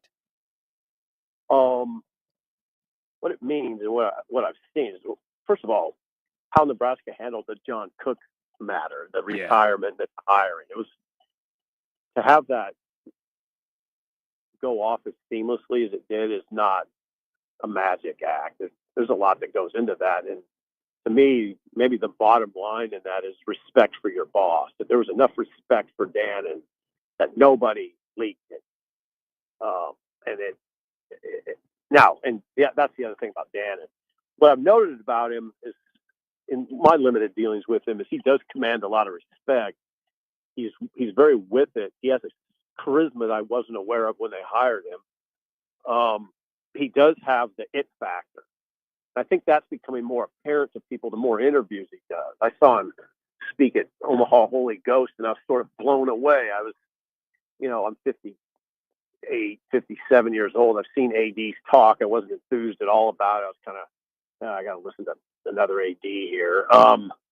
But then I found myself sitting up in my chair because I was so riveted by what he was saying. I mean, just a lot. He was covering a lot of ground. He was taking questions from the audience, and it was impressive to me how much he knew, how he could answer every question, and then how he could kind of mix in humor and cynicism, but make it appealing.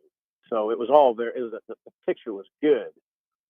And then I would just say his interviews of late, he seems extremely confident. It's not that I agree with everything he says, but he's confident when he says it. And just the feeling of, this is big to me. He's in charge.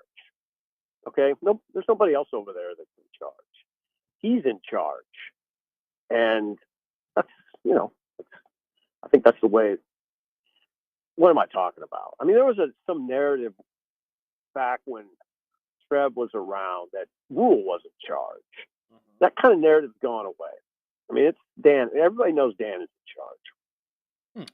I was, as you were answering that, Sip, I was going through my mental Rolodex and just thinking of the other athletic directors and the challenges that they faced almost from the jump. And this isn't to say that Dannon hasn't done a good job. He has, but he hasn't faced that first big crisis yet, right? Obviously, with Steve Peterson, it was all defined about how Frank was handled, and then the aftermath of that. With Tom, obviously Tom was going to get a lot of grace because of who he is. So I almost really don't. And he obviously handled the biggest crisis, which was navigating the conference move. Yes, and did that very successfully. He did. But then you look at with Eichhorst, it was the handling of Bo, and then the hiring of Mike Riley. With Moose, it was Frost. The one thing that Dannon hasn't had to deal with yet is a football crisis, because he's got a good guy in charge right now, and for the most part, it seems like the football program's got a decent, stable foundation. The Cook situation was certainly interesting, but the advantage there was, hey, you had the ready-made candidate, right? I mean, this was basically all they needed was Troy Dannon's blessing, and it wouldn't have taken a very smart individual to say, "Yep, that's a good move." So I'll be curious to see, and I think the opportunity here, Sip, for Dannon's first big moment is the stadium project, and what the price tag's going to be, and what they're going to do with it, and I'll kind of mix that in with how they're going to rework the season ticket policy, because that's been something that's been boiling under the surface for many, many years, right? So I'll be very curious to see how he does that. And if he handles that as well as, he has been, navigating the waters so far, then absolutely, I'm right there with you. Yeah, and Sean, inherent in the conversation, when I say hitting stride, that indicates early in tenure, right? Mm-hmm. Yeah, I just say hitting stride. I don't mean, they hit a home run with this Troy Dannon hire. Right. No, I agree. Yeah, I mean, obviously I'm done with that. I mean, people will ask you and Josh, what do you think of Troy Dannon? Great hire? And I never say that anymore. We'll see. I still am in that mold where I'm like, I don't know. Let's wait and see on that. But he does appear to be kind of hitting his stride right now. So, but yeah, there's a lot of challenges ahead. Well, I would answer it like this. I would say, yeah, he seems like a decent guy who's got seems to be doing some good things. I mean, it's kind of a wishy-washy answer, but that's better than, oh man, I don't know about this guy. But I mean, Sip, as John was going through it, it reminded me he was, depending on, I guess, how you view Peterson, he's the first AD, though, in quite some time who was not brought in essentially to make the decision about the football coach. And I think Peterson kind of was, and maybe that's benefit of hindsight. But Peterson had to fire a coach, or he did fire a coach early. Osborne had to fire a coach within his first couple of months. Eichhorst fired a coach in his first full year or second year. After that, you got Moose. He was brought in to fire Riley, and then Trev. He was brought in to kind of handle the Frost situation. This is the first AD though in 20-something years. Bill Byrne wasn't brought in to fire Osborne, and certainly I don't think Dannon was brought in to fire Matt Rule, and so that's unique in and of itself. Yeah, he wasn't brought in to fire anybody, and that gives him kind of a smooth runway to get going. And you're right. I mean, it wasn't any stroke of genius in hiring the new volleyball coach, but the way it came off was really strong. So no, there's a lot to that conversation. As far as Moose goes, I would also say when you talk about Moose's tenure, COVID was in there, and the way he handled COVID was big. It's not always about the hire of a football coach and men's basketball coach. But when you get down to it, I'm still sort of that old school mentality that you judge an AD by that. Definitely. Who is hired as a football coach, number one, and probably men's basketball coach. And then the rest it takes a pretty big drop off from there. Definitely. Steve Sipple, HuskerOnline.com. Sip, it's always a fun conversation. Thank you very much. Yeah, it really is. And I appreciate it. Take care, guys. We'll do it again next You too. Bye-bye, Sipple. Steve Sipple, who joins us every Tuesday here on the Grum. And you brought it up because Pedro said, isn't Mr. Yoger's first hire the volleyball coach? And yes, that was. It is, but I not to say like they couldn't have done it without Dannon, but they could have. Yes, I think this was in the cards. This was something that John Cook and Danny Busboom Kelly kind of knew was working itself out. Something John had cooked up. This was similar to Osborne handing it over to Frank Solich in a way. Yeah. In a way. But with it being an outsider versus, had been coached. The only way Dannon could have messed that up is if he would have stepped in the way and said, are we sure we need to do this? Now, they did the right thing by making sure that he was in on the process so that he feels like he had some ownership. But let's face it, when you're John Cook and you're as good as you were at your job, you basically get the right to pick your successor. Yeah, and so that's why he being Dannon, has a really fascinating moment here because, so you brought up the stadium, and obviously that's going to be a huge part of it, whether it's the actual structure itself, how they divvy up donations moving forward, all of those types of things. But then the other, of course, is pay for play and how Nebraska navigates the new waters of that. And, I mean, look, if we get to a Super League sooner than later, could he be the AD that oversees that? I would bet on him not being the guy that does. But part of that is, what's the longest tenured AD Nebraska's had since Bill Byrne? Like 5 years? I mean, the odds would say that he's not at Nebraska in 2030. Yeah. The odds would say that. And so he could be a part of that or not, but certainly he'll be a part of the stadium stuff. Most likely is involved with the next men's basketball coach. Most likely, again, that's the odds, but maybe not. And then you kind of see what else happens otherwise. Well, and all ADs are just whatever their money sport is, it's whatever they do with that sport. That's ultimately the judge. Yeah. And if Matt Rule continues to trend the football team in a positive direction, that's going to make life on Troy Dannon much easier. Just like, but if you run into a crisis like we have with the last 4 or 5 regimes, then that's where he'll be tested. Yeah. In a way that people will find, the most important of all.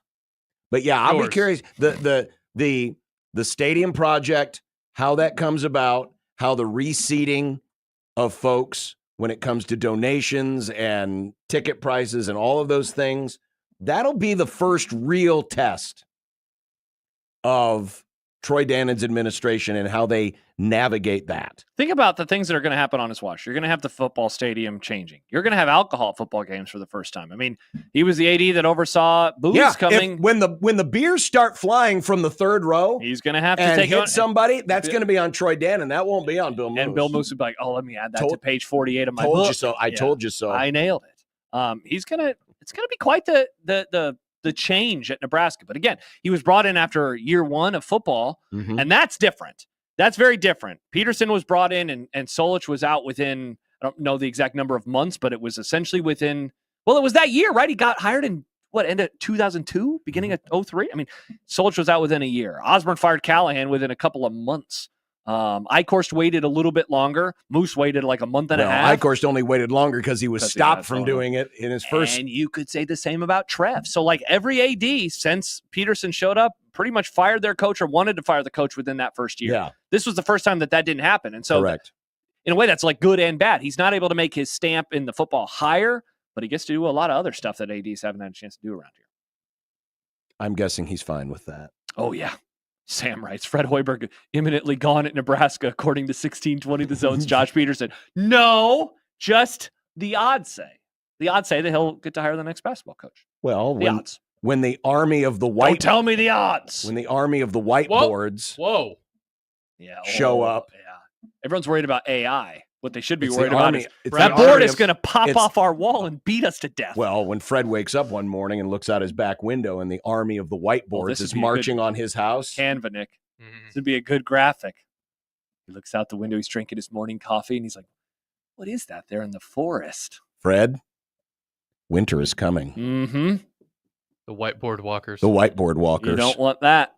You don't want that. You do not want to piss off the whiteboard walkers. No, you do not. Do not want to piss off the whiteboard walkers. By the way, have you seen this? Have you heard about this? Schools are closed not only tomorrow, but Thursday. What are you doing? What is that? John, I didn't say a thing. they're still I doing didn't school say at a thing. home. I said nothing. You went, No, I didn't. John. You didn't hear of it. You did not. Go back. Check the tape. I didn't say a thing. Get off your silent old soapbox because snow days don't exist anymore. They still force kids to work in the mines of school. National Weather Service, which surprisingly has not been shut down yet. It's getting close, actually. Okay. Tweets out, dangerously cold temperatures will continue through the next few days. A cold weather advisory will be in place across the area tonight with wind chills of 20 to 30 below. And tomorrow night, wind chills of 30 to 38 below zero. John, that's cold. I'm going to wear my snow pants Tomorrow night.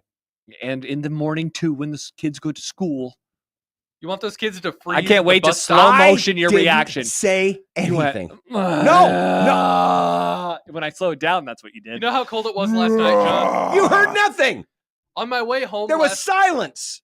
On my way home last night, John, it was so cold that the snowflakes would go on my windshield, and before it could melt, they would freeze. Wow, that's pretty chilly. That's pretty chilly.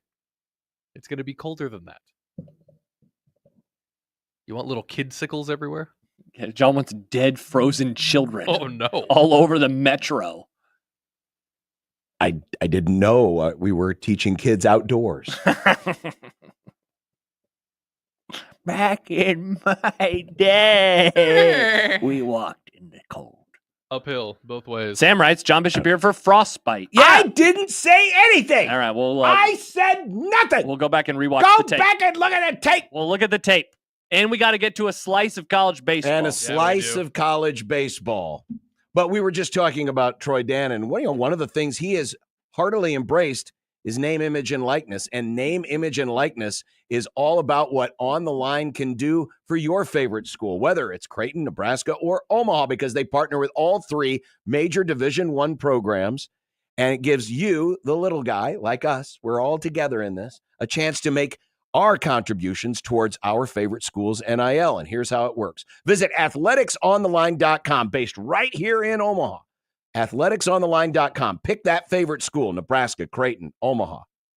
Then pick a measurable metric. For baseball, you could pick wins, or you could pick runs scored.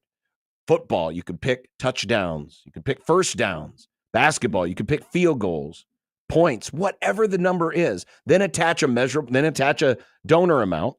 And for every time that metric hits, you make a donation towards your favorite school's NIL. It's our chance to get involved at a price that we can afford, and it's a fun way to gamify your giving. So visit athleticsontheline.com today. When your team rewards you, you reward your team with On the Line. athleticsontheline.com.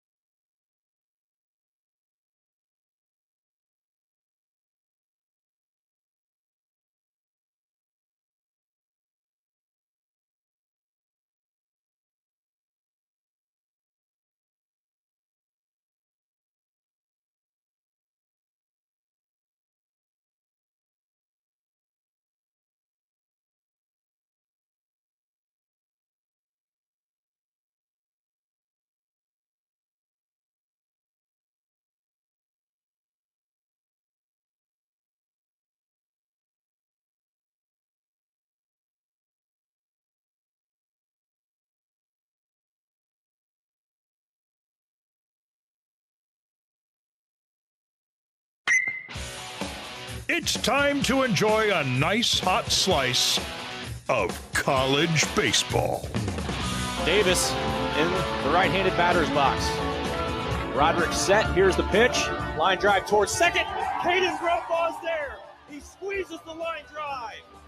And on a night filled with emotion, honoring our leader, Greg Sharp, with his eyes on the diamond and his hands on our shoulders, Nebraska takes down 16th ranked Vanderbilt 6-4. Sharpie, that one is for you. College baseball. All right, I want to clarify something here before we get started, Nick, but I took a screenshot. This was the look on my face. That's my, I'm listening to what Josh is saying. No, it's look not. on my face. Definitely That's all that is. is. No. When Josh was announcing that they decided to cancel school because it was too cold, this was the look I had. I was listening. This is my I'm listening to Josh intently look. Now, that's all it is. Let's add a little bit of context, shall we? What? And I just gave you the context. So let's go back and watch your face before I gave the report. Here it is. By the way, have you seen this? Have you heard about this? Schools are closed not only tomorrow but Thursday. What are you doing? What is that? John, I didn't say a thing. they're still I doing didn't school say look. That was a very normal look. There was no look. By the way, I like the fact you put the little replay in the corner. That's good. This is like 1960s television, back when people were like, why am I seeing this play again? Are they what? And they had to put instant replay on the bottom of the screen because we were confused. Gotta help them out. I want to see that again. I want to see that again. I want to see that again. All right, let's watch this again as I scroll. There we go. By the way, have you seen this? Have you heard about this? Schools are closed not only tomorrow but Thursday. What are you doing? What is that? John, I didn't say a thing. they're still I doing didn't school say at a thing. home. I said nothing. See? The only time you got anything expression out of me was when you accused me of something I did not do. Anyway, Nick, it's time for your segment. Baseball. Yep. As we all know, opening day for That's how I look whenever Nick says baseball. Nice. Opening day for D1 college baseball happened last Friday. Many games were played on many sides that day, and there were a lot of teams that you could say had the best opening day, but I'm only here to talk about one that I think had the best opening day. Marshall flew over to the Hawaiian Islands to play the Rainbow Warriors on brand new turf at Les Murakami Stadium. Hawaii struggled at the start, allowing back-to-back home runs to the Thundering Herd in the second inning, and by the fourth inning, the Warriors were down 5-0. And then in the bottom of the fourth, a spark happens. Hawaii drove in 2 runs, making the score 5-2. There was electricity in the air from the aforementioned spark, and a comeback from a 5-run deficit seemed within reach. They would score once more in the 5th. Then in the 6th, Marshall DH Ethan Murdoch smashed a 2 RBI homer to left center. Suddenly, the game was 7-3 and all hope seemed lost.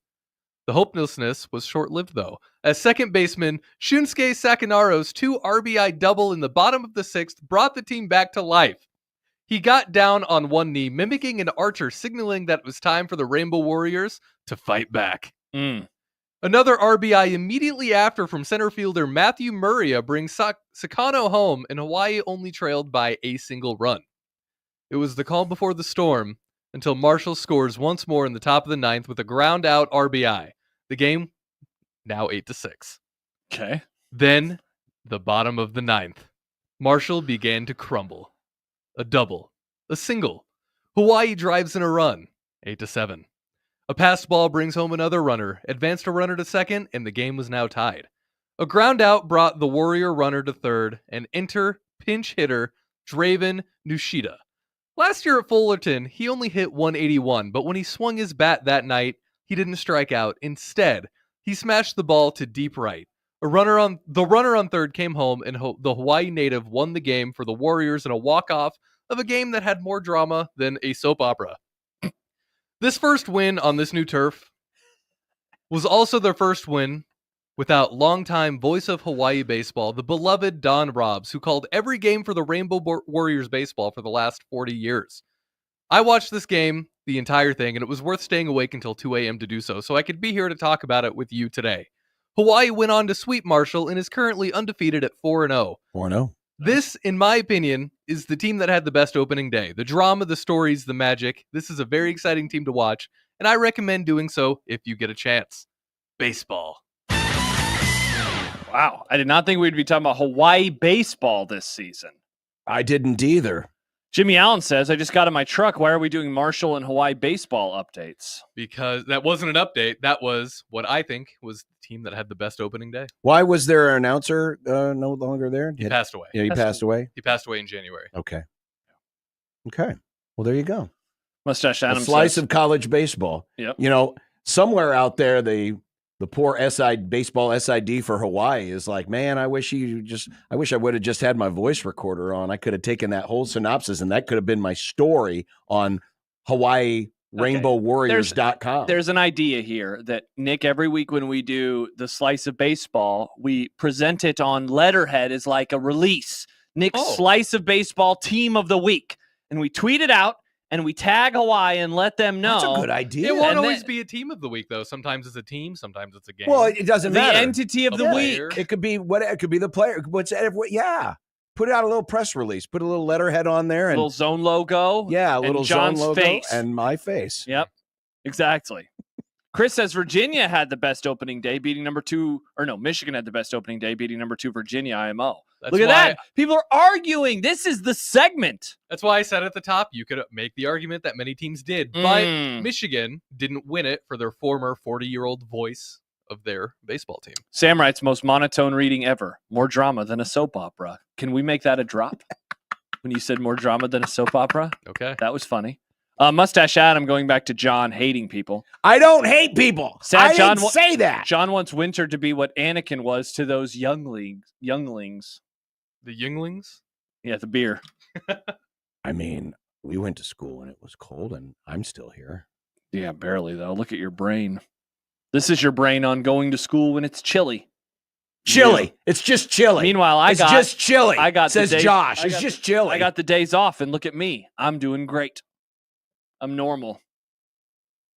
How's your grill? I don't know. I don't have it right now. It's at NFM. What do you think the movers are doing with that grill right Nothing, now? Nick. They're wrapping it up so they can move it and it doesn't break. When we come back, it's time for content. Oh, boy. If you want more of Nick reading, it's time. We're going to find out why Cam Ward already has a chip on his shoulder. What? And the promotional gimmick of the year in college basketball. What? I got excited until you said basketball. Oh, Nick. Oh, you're going to be really excited when you hear what the promotional gimmick is on 1620 The Zone.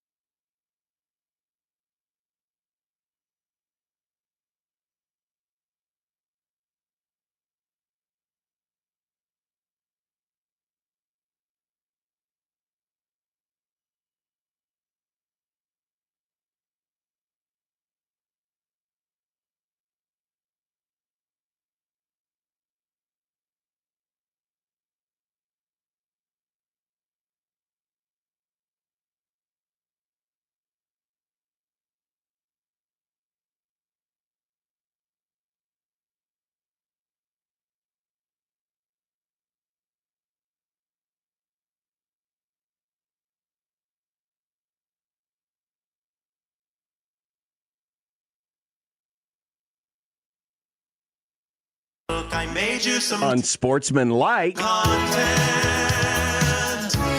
Unsportsmanlike content. Unsportsmanlike content. Content that's unsportsmanlike. Look at this. Look at what? From the Millard Public Schools. What'd they say? Tomorrow, Wednesday, February 19th, we are back to school. It's a go day with a 2-hour late start. Wow, Millard hates kids. That's gonna make Millard Public Schools, you get a jackpot. No, you don't. Get it. Get it. Get no, it now. Don't do it, Nick. Yes. Me, will I stand up? Pathetic. I'm not gonna finish that. No, You know why? no, you soft ass millennials and Gen Z. I'm not gonna let you take this over. That deserves a jackpot. Look at that, Millard Public Can't School. blame me. You know what, Millard? You ought to. You know, you need to call St. Louis. Gene, we are going back to our own city. We are leaving you because we're tougher than you.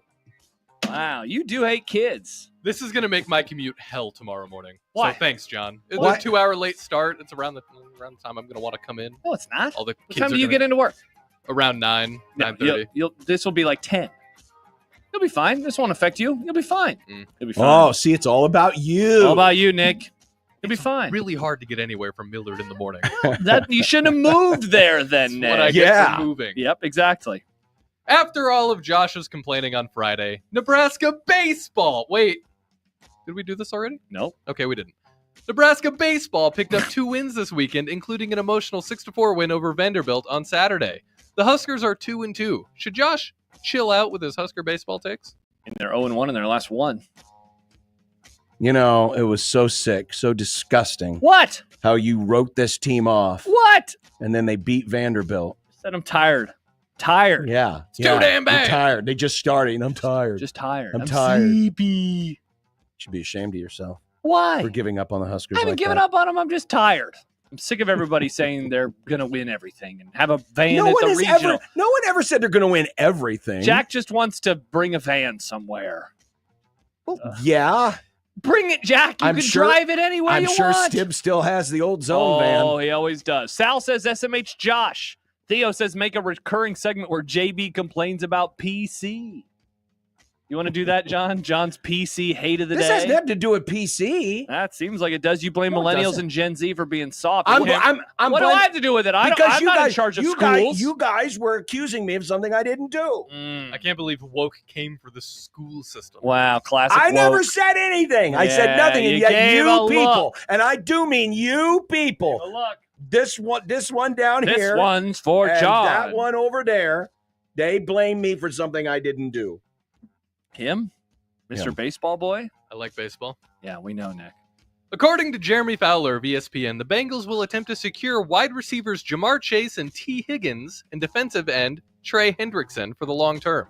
He writes, whether Cincinnati can pull it off remains uncertain, but the team's messaging behind the scenes is that it's certainly going to try. How surprising is this?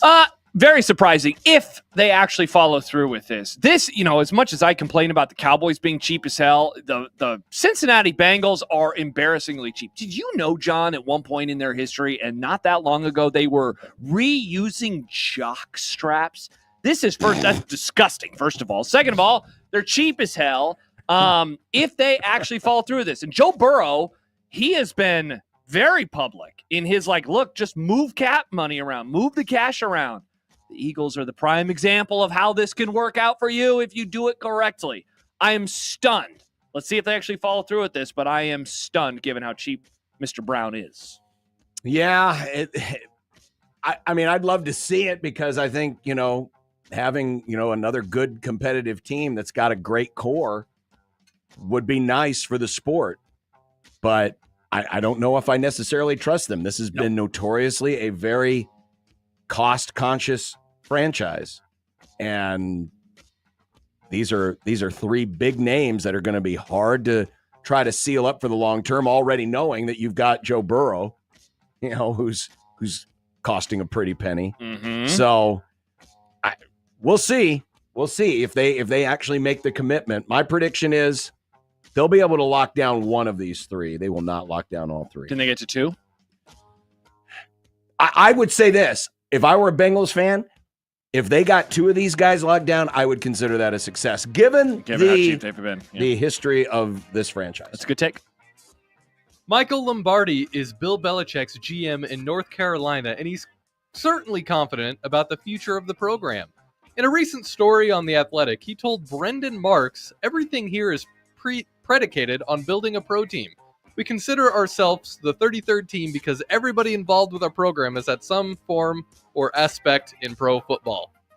This one will probably be thrown back in his face if they struggle, right? Everyone likes to do this. We like to run ourselves like a pro franchise because we know we're developing these kids for the pros. This is a little more out there by saying, hey, we consider ourselves the 33rd team.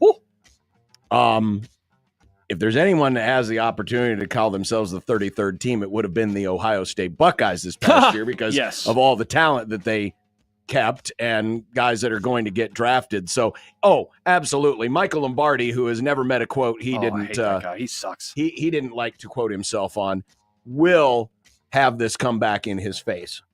Yeah, especially when they lose early. Their first loss, this is going to get used. If they miss a bowl game, this will get used. No matter what happens, barring them going to the playoff or winning at the very high level. By their own fans. Their own fans are going to say, you guys are the 33rd team. How come we didn't win the national championship? That's a great point. We year? did the same thing with Frost around here for years. Those kids would get destroyed by the Eagles. Yes, Nick. Good take. Thanks for reminding me about the Eagles. They won the Super But they'd Bowl. have a fighting chance against the Dolphins because, especially if it's cold.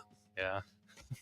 Which it will be in Chapel Hill. It's so chilly. If they played the Dolphins tonight in Chapel Hill, Chapel Chill. it's over. Yeah, game over. Miami QB Cam Don't Call Me Can Ward already has a chip on his shoulder about teams that won't draft him. If you don't draft me, that's your fault. You've got to remember you're the same team that's got to play me for the rest of my career, and I'll remember that. What if he's the first overall pick? Excellent point, Nick. I don't know who he would hate. He would find reason to hate somebody. People love creating imaginary things to get angry at. Mm-hmm. That would be hilarious, though. Who has the number 1 pick? Is it the Giants? I don't even remember. Titans, right? I thought it was the Raiders. Titans. Is it For some Titans? reason. Man, I don't know. I'm worried he's going to end up getting drafted by Miami. I'm scared of that. Why does that worry you? Because Miami doesn't have a good track record with quarterbacks. I thought you loved Tua. I do love Tua, but I don't want him to keep playing if he's going to spear into DeMar Hamlin's chest. That's a good take, Nick. Yeah, Titans, then Browns, then Giants. Yeah. Wow, Samsonite, you were way off, Nick. I was way off. That'd be pretty funny. I kind of hope it happens just so he can get mad at something. Well, he'll get mad. Well, he'll get mad at are those teams like, well, let's see. The Patriots won late in the season. The Giants won late in the season that knocked them out. So he's going to hate those teams because they won late in the season to not draft him. Great point. Assuming he goes number 1. Why'd you do this? Vladimir Guerrero Jr., baseball. Yes. And the Blue Jays of Toronto couldn't reach an agreement on a contract extension yesterday, and now Guerrero says he will play out his final season of his contract and hit the open market next November. What are the odds the Dodgers get him too? Probably low because they do have a pretty good first baseman. Who? Freddie Freeman. Oh, and his teeth. Yeah. His giant teeth. Handshake meme. Me and him. But yeah, Vladimir Guerrero now rises near the top of the list of the most coveted free agents for next. What if he goes to the offseason. Reds? That would be cool, right? Does he want to go to the Reds? Or the Cardinals? Why are you picking those teams? Why would you do that to America? His dad played for one of those teams, and I know they had a red color, but I don't remember. His dad played for the Angels. It was the Angels? Well, red team. Who else did Vlad Guerrero play for? I remember him playing for the Angels. That's when he had all the pine tar on his helmet. Why am I thinking the Reds? I don't know why I'm thinking the Reds. Yeah, I'm sure it's the Angels. I just got the... There's too many teams that have red in baseball. Wow, that's I a take. said it. Red Sox, Cardinals, Angels, Reds. He only played the one. Well, no, I guess it was in Montreal. He started in Montreal. Montreal. And I remember that. Then he went to the Angels. Then he finished with the Nationals, Texas and another Baltimore. red team. Nationals, yeah. Joe Buck's self-imposed exile from calling a nationally televised Major League Baseball game will end on opening day. Buck will call ESPN's Brewers-Yankees game, but he says this just one time. Are you excited? I'll definitely turn it on. Is it a night game or is it a day game? I'm It is a assuming- day game. I saw this early. I think it's at like 2 o'clock our time. Oh, okay. So, I mean, we'll have it on in the studio. I won't hear him. I really like Joe Buck as an announcer, and I miss him doing baseball. I think he's the best baseball announcer that is on this earth right now. So I wonder why this is happening. Is it just because Buck wants to do it? Remember, ESPN very likely is probably going to dump Major League Baseball. Oh, that after maybe this year. that's what it is. Give him like another chance to do it before it goes away. They wanted him to. He's been on it podcast for it, and he said that they've wanted him. He's just said no. So now he was supposed to do. Wasn't there a game that got rain delayed? Well, he was going to do the Cardinals game. broadcast, and he eventually did the makeup game. Yeah, but this is the first nationally televised game. If it was on at night, I would definitely have it on in the background. I think he calls a great game. Yeah, it's unfortunate because he was such a big part. I mean, he's called more World Series on TV than any other announcer in history. Hard to believe. Crazy. But he's called more World Series on TV than any other announcer in history. Yeah. And that he's not doing it regularly anymore, even if it's just semi-regularly. And listen, he's got the right to do it. You know, he makes enough money now. He doesn't need it. Yeah. But plus, he doesn't really pay attention to the sport like he used to, so he'd be taking the job away from somebody who does. Sure. But selfishly, I would like to hear more of him. Yeah. Me too. All right. Caitlin Clark's agent says her client isn't getting paid nearly enough for her value. Her base salary, $78,000 a year this season. The WNBA just signed a $200 million contract, TV rights contract. Does this math? It doesn't. This contract goes into effect next year.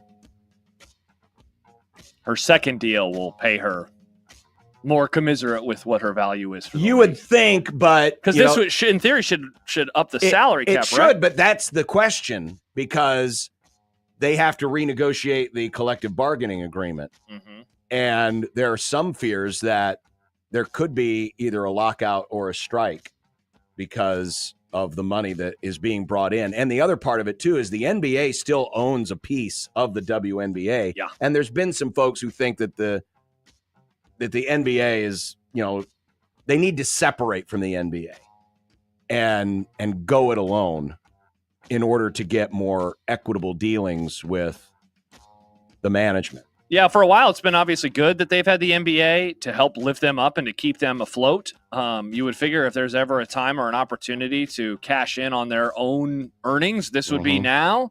No, obviously, what she is getting paid is not what she is worth. Dare I say, you can say that about so many of the athletes in all of our sports. Patrick Mahomes is underpaid. LeBron James is underpaid when you consider what they mean. But her in particular, you saw it, the TV ratings last year in games that she played in versus games she didn't play in. It was massive difference. I imagine at a certain point it will catch up to some degree, but she'll always probably be underpaid. Finally, friend of Pitbull, Florida Atlantic is hosting Seinfeld night on Thursday. Oh! Included are Seinfeld posters, commemorative Pez dispensers, and an in-game recognition for FAU's marine biology program. As a huge fan of this iconic series, I only wish I could be there to meet Kramer. Now that's your voice when you're quoting people, Nick. What was that there? It was a quote from John Bishop. Oh, interesting. No, this sounds, that was your voice. You're Nick. the one that wrote the question. This is awesome. I wish that I could be there. I wish we could do the show from there on Thursday. Nick, you are the director of video. Make this happen. This would be awesome. Now, Michael Richards, who played Kramer, will not be there. It's because of the racism. Well, it just says that fans can meet Kramer, and Kramer is in quotes, for photos and autographs. So they must have found some lookalike. Interesting. I wonder who that is. I wonder if that lookalike will also say the same words. Let's hope not, Nick. Separate the art from the artist, Nick. The art from the artist. It's hard to do that when the artist is using those words. I love the fact that in this release it says Florida Atlantic's renowned marine biology program will receive a special in-game recognition for their role in developing those committed to keeping aquatic life safe from golf ball obstruction. That's good stuff. The sea was angry that day, my friends. It's still I mean, it's between that and the contest. Yeah. As far as my two favorite moments of that series. Nick, it's so funny. Is it? Yes. You'd have to be a real pinhead to not think it's funny. It is so like an good. absolute idiot. The way George... A moron, an imbecile. I still occasionally like to use the, when someone's angry, like an old man taking decks or soup from a deli.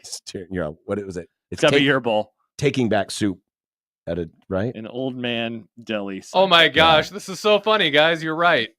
Settle down, Nick. Like Return- an old man trying to send back soup at a deli. Yes. It's funny, Nick. It's funny. It's hilarious. It's a 30-year-old quote. We can't get everything perfect. If it was funny, it'd be more memorable. Oh my gosh. Time for dinner. Yep. 16:20 in the zone.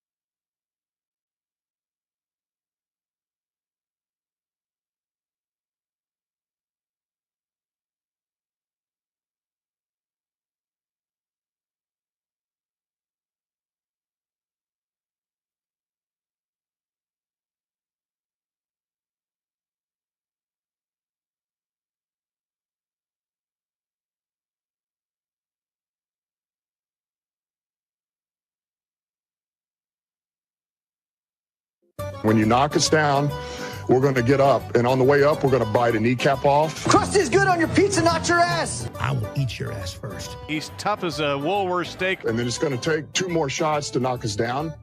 All right. And on the way up, we're going to take your other kneecap. I'm ready to hang them up, gut them and skin them and chop them up. You know what? I'm ready. My daughters aren't starving to death.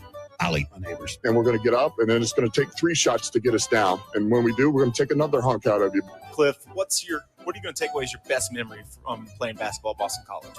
Probably just like going out to eat. Tonight, hopefully, finally, I'll get to have the chili that I was supposed to have on yeah. Sunday. When are you going to have this stupid chili? No offense. Hopefully tonight. Oh, yeah. Did you freeze any of it, John? No, why would I freeze it? So it's not in the fridge for the next week, because you can't have it. Well, no, I'm having it tonight. I'm going to have it tonight. Until you get home, and she's like, I brought us Popeyes. Oh, goat. No, that's impossible. She would have had to have ordered it weeks ago, and we would have had chicken last night too. So she Chicken's wouldn't that have good done. though. Chicken's that good. No. Speaking of chicken, I'm having my leftover thighs. Don't know about my side item tonight. Maybe rice, maybe fries. I might make some buffalo sauce.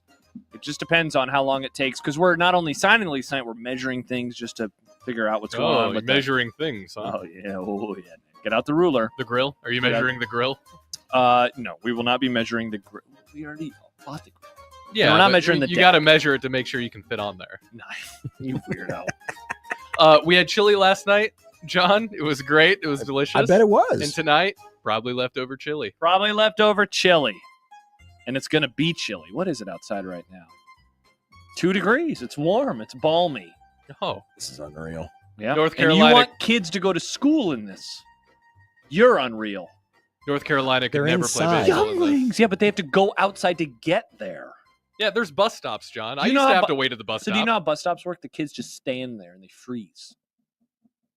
And they get frostbite. And you want that.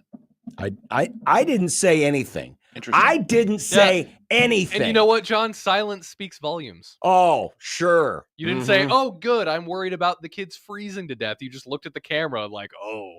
Good. All I did was I was listening to Josh. You said I this was is just good. listening to Josh So give your pass along opinion. the Should news. the students have to go to school tomorrow and potentially freeze to death outside? They're not going to freeze to death outside.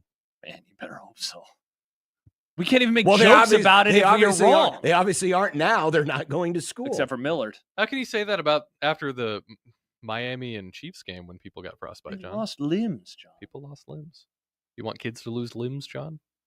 We still haven't seen these people. The limb losers? Yeah. I'm starting to think this was all like some fantasy concocted by Chiefs Kingdom to make it sound like, they overcame some great odds or something. Well, they were underdogs or something Yeah, stupid. that's true. All right, so we have that tomorrow. Tomorrow, Mike Schaefer, Nick Baugh will join us. Look at that. Dumb debates. Oh, at 4:50, like it mostly always is. Mostly always is. Great live show tomorrow. I Yeah, love live shows. Yep, me too. indeed. Look, it's almost dinner time. Live. It is. It is dinner time. Bye. See ya.